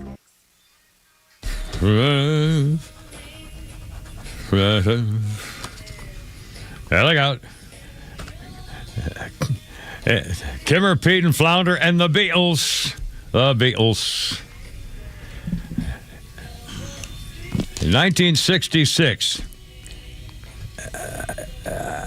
I don't go to sleep, please. No, I don't think I've ever heard this song, but we're talking about Only it now. Sleeping. I know, Miss One of my favorites. In 1966, the Beatles at Abbey Road recorded overdubs on "I'm Only Sleeping." I've never heard this song. They mixed the whole track, 1966. It features the then unique sound of reversed guitar duet played by Harrison, who perfected the part with a tape running backwards so that when they reversed it, it would fit the dreamlike mood. I don't get it. I want to hear what they're talking about. I don't know what that means. You can hear it going backwards. You can hear the tape. Yeah, you just heard it. But how do I know it's going backwards? I mean, I don't understand. Huh? It's not doing it right now. It may come right now. Maybe it was earlier. Yeah. Can you back it up? I mean, I don't mean to be stupid about it, but I'll bet. I don't know. I bet I'm not alone. I don't know what that means. Reverse guitar. I think it's coming up. Background there. Oh, that was it. There. Oh, okay. I got you. Oh, well, that's obvious. I got you. Sorry. Okay. Sorry, boys. Well, that's obvious. Yeah. 60-year problem solved. Solved, exactly. All right, Kimber P. Flounder, birthday. George Clooney is 65 today. Everybody knows him TV show ER, but his movies include the Ocean's 11 and follow-up type movies. Oh, Brother, Where Art Thou? Batman. Up in the Air. That was weird. Did you ever see that movie? It's a strange movie about salespeople, and he taught the little skinny girl who played the girl who got saved by Ben Affleck in The Accountant. She's a singer. She did a singing Vera movie. Farmiga. No. The little redhead skinny girl.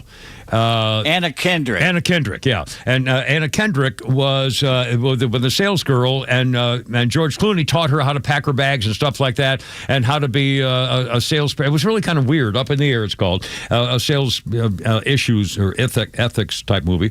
But the two that I remember that I liked him best in, I think, were Michael Clayton, which he was a star as a lawyer named Michael Clayton, a fixer. And the other one was called The American. And The American, I don't think anybody ever saw it, but it's called The American. And there wasn't a lot of talking in that because he was by himself. He played a hitman. Yeah. And it was like it was almost like a diary of him hiding out in a small town. Yeah. But the thing I remember about that, well, it was really well done. It was different. But the thing I remember about it the most is his girlfriend, that woman, that Spanish girl. Oh God, she was she was so sweet and so beautiful. I mean, just wholesome and just beautiful. Anyway, The American. That's George Clooney, 65 years old today, and sorry. Oh, do we have Mark on the phone? I'm sorry. Do we have a phone call? I think I'm blown right off the phone. Mark, I'm sorry. Welcome aboard, man. I appreciate it. What's up?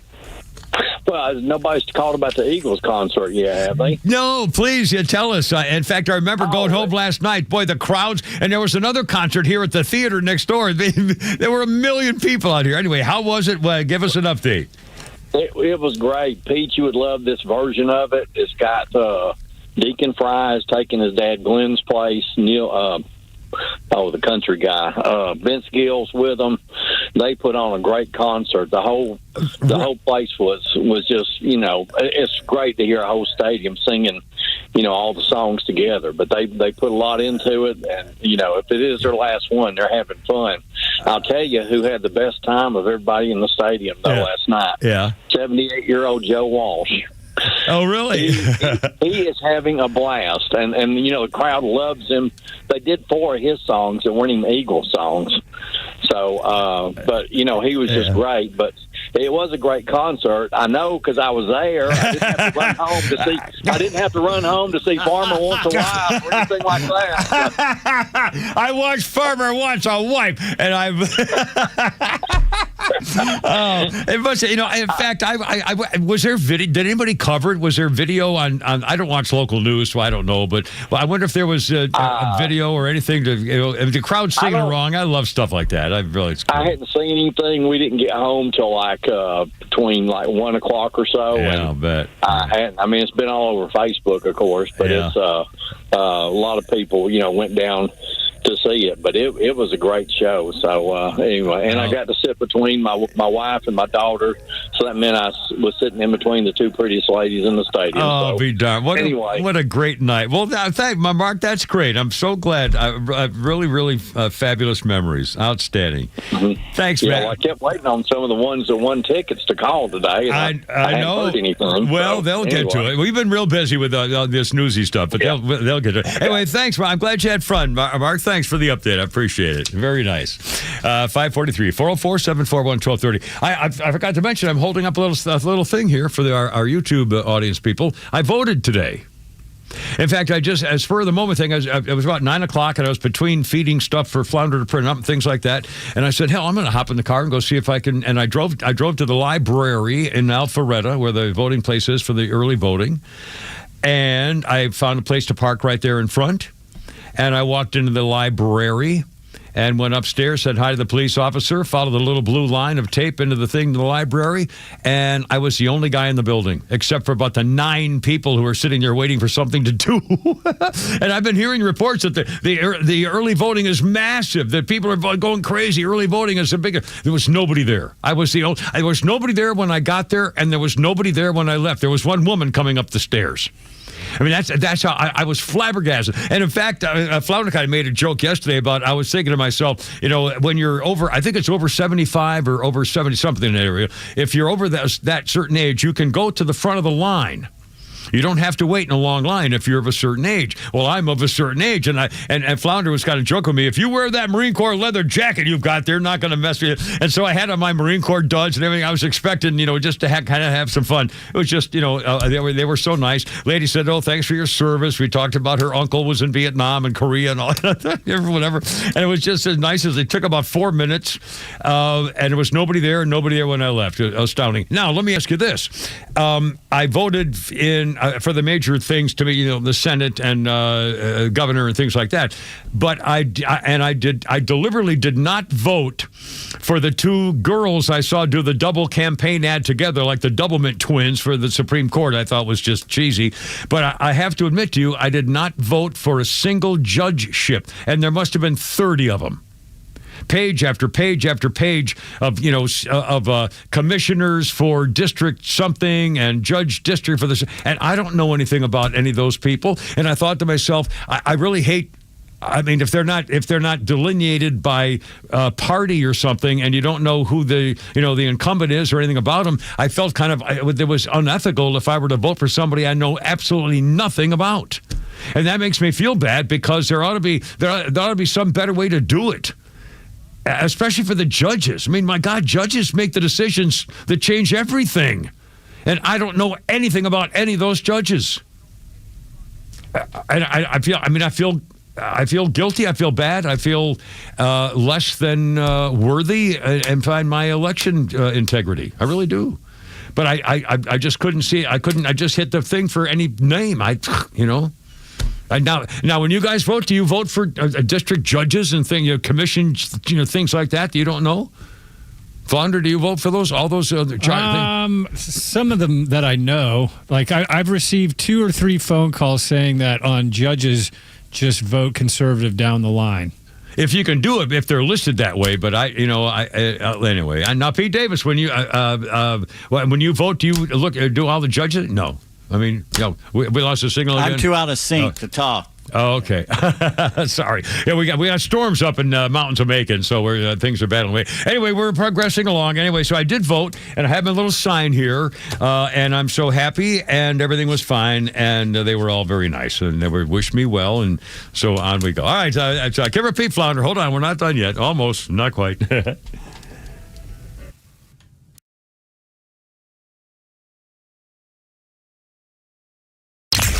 If you listen to Extra, share it with a friend. It's how we grow and how we can reach everyone in the Atlanta community that believes in the American way of life. If you value the station, help us grow by telling someone about the Extra 106.3 app. Atlanta's a world-class golf city. But let's be honest, sometimes Mother Nature has other plans. Lightning storms, summer heat that feels like a sauna. There's got to be a better way to play golf on days like that. That's why there's Atlanta Golf and Social, your indoor golf escape on the West End just off the Beltline. Step into the bay and experience TrackMan Tracer technology. Dial in your swing data and unlock your scoring potential. Whether you're a weekend golfer or a daily driver, join the club and enjoy unlimited golf with flexible memberships. Then head into the Clubhouse Pub, open for lunch through late night. Chef Zeus leads a craft kitchen serving fresh farm-to-table dishes with global flavors and healthy ingredients, all paired with a full bar of cold beers, curated wines, and handcraft cocktails. Atlanta Golf and Social has everything for golfers of every level to enjoy, and it's family-friendly too, perfect for parties. It's one of Atlanta's premier spots for corporate outings and private events for up to 100 guests. Book your visit and learn more at atlantagolfandsocial.com. Right now, new car prices are out of control. Yes, it's more affordable to buy a used vehicle, but can you really trust what you're getting? That's why I use VIX Auto Care. VIX can perform a pre-purchase inspection of the vehicle I'm thinking about. They'll check it out from top to bottom, so I know if there are any potential problems. Vicks helps me make the right decision. So before you buy, give Vicks a try. Vicks Auto Care on Roswell Street in Marietta. Visit them at VicksAutoCare.com. That's VIKS Autocare.com. You've worked hard to save, and many even have a financial advisor. But is your portfolio as efficient as it can be? I'm here today with Evan Ward of Atlas Retirement, where our listeners can get a second opinion on their retirement savings. So, Evan, tell folks the biggest benefits of getting that second look. Well, it's clarity. It's confidence. And I had a client come in the other day, and she thought, and she is, exceptionally conservative financially. And that's the way she had told her financial advisor to investors. She thought she was paying very little in fees. We came into the full review of her portfolio. She was taking a great deal of risk, so much so that she, in a good market, was down like 15, 20%. But then the thing that really put her over the top, the thing that she had no idea is she was paying about 4.5% a year in fees. It was an outrageous kick in the teeth to her. But the good news is there are ways to fix that problem pretty quickly and get you in line with what you actually thought you had. Second opinions obviously are important, Evan, and as is reviewing what you have in place, right? You don't want to set it and forget it. You don't want to put a retirement plan together and just think, okay, now I'm good for the future, right? Well, the way I view retirement and retirement plans is they're living, breathing things. Because the one thing I can promise you, I can promise me, and I can promise every single person that walks in our office is life will throw you curveballs. Things will change, and we've got to adapt with them. So if we aren't having annual reviews, and as you get closer to retirement, even more so, we have to adapt and build from there. If you'd like a second opinion when it comes to your savings and investments, call Atlas Retirement for a complimentary second opinion today. That number is 678-736-7799. That's 678-736-7799. Investment advisory products and services made available through Impact Partnership Wealth, LLC, IPW, a registered investment advisor. Right here in our backyard, sellers trust Purple Wave Auction to move their equipment, from excavators and ag equipment to trucks and specialty trailers. Our no-reserve online auctions help local sellers turn iron into opportunity. You get a dedicated territory manager who knows your operation, your market, and your timeline, backed by nationwide buyer demand, local service, national reach, real results. See why more sellers choose Purple Wave. Visit purplewave.com to get started today. Welcome Georgia Tech's first-year men's head basketball coach Scott Cross for his inaugural year at the helm. Season tickets are now on sale. Angles in from the left, up and under, but the reverse is good. Save your seat in the Thriller Dome to watch Scott Cross and the Yellow Jackets next season. A span, digs the shoulder in, banks it and scores, and a foul. Two hands on by the freshman, and it's a one-point game. Guarantee your seats by going to RamlinWreck.com/tickets. Sting 'em. Every kid's new guitar first riff. And they worked it out in 1965. The Stones in a Florida hotel room. Mick Jagger and Keith Richards were in their Clearwater, Florida hotel room working out the opening riff of I Can't Get No Satisfaction. It was right after Keith Richards bought a Gibson Fuzz box that very day.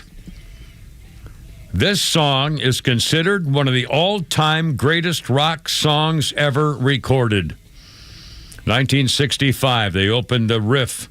2004, Rolling Stone magazine put Satisfaction in the second spot on its list of 500 greatest songs of all time. Oh, my God, it doesn't say what's number one. What was the number one greatest song of all time by Rolling Stone magazine? They give you number two and they give you number one. Now, I'll have to ask Rock or something here. We got to find out what number one was. The 500 greatest songs of all time, rock and roll, Rolling Stone magazine. What year? In 2004.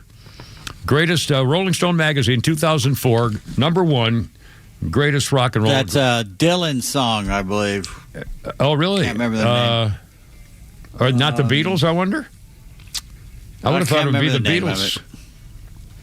2004, Rolling Stone magazine, 500 greatest songs of all time. Here. Oh, hell, I could ask Rock. Of course, it starts at $4.99. It is. Oh no! Are you serious? Let's see. It is like a Rolling Stone. Hey, Grok, what was the number one song listed on the Rolling Stone magazine list of 500 greatest songs of all time in the year 2004?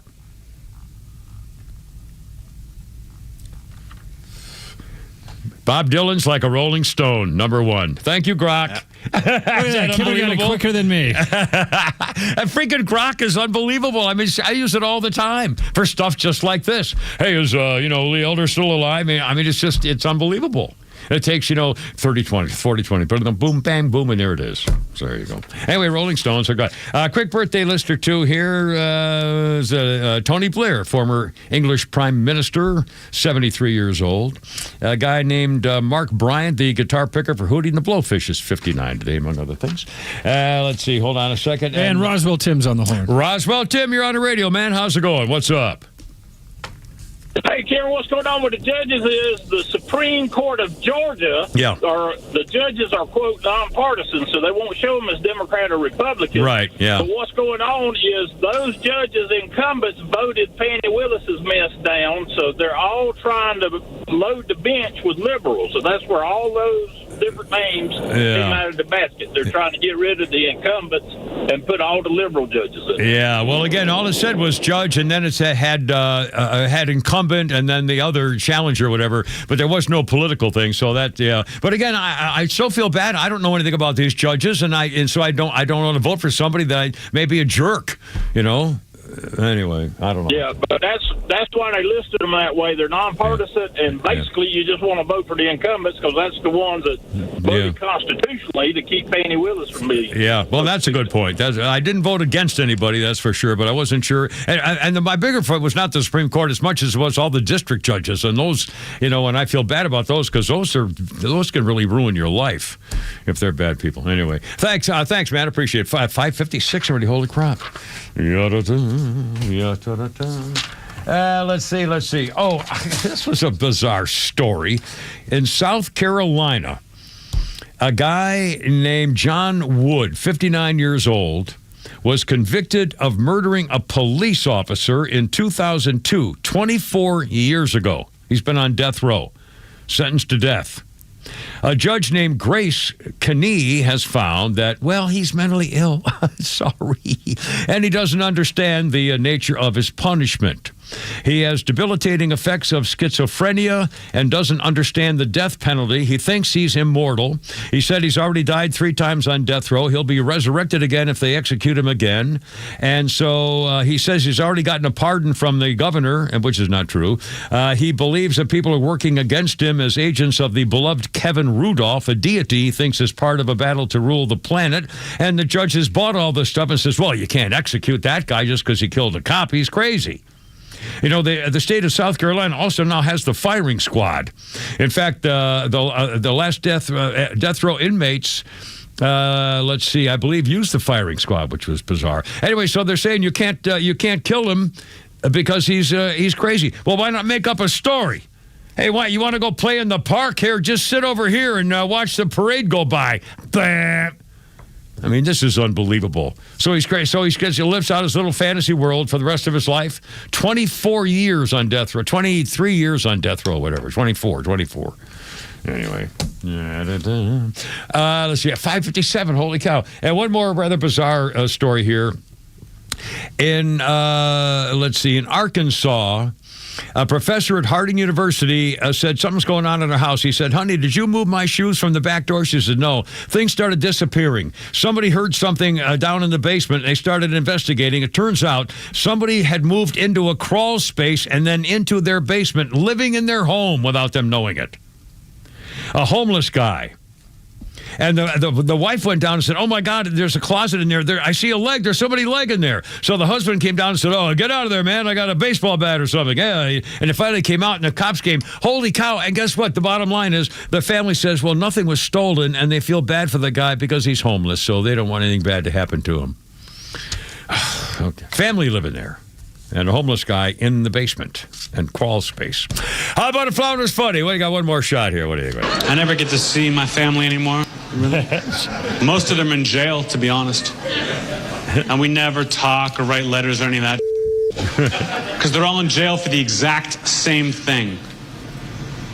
My testimony. That's why, yo. I hear this all the time. People be like, Anthony, that was really funny. But man, women must hate you.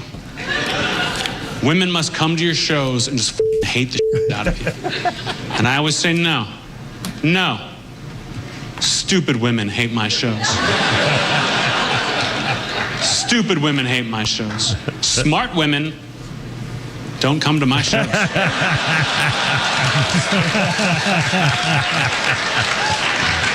Anthony. Speaking of which, what's your name? Honey, that's Anthony Jessel. It's very funny. Anyway, Kimmer, Pete, and Flounder. Boys, tomorrow's Thursday. We'll be having Shannon Burke Islands at 5. In the meantime, hey, Christine, baby, sing me home. I gotta go. You're killing me. Look out. Herp.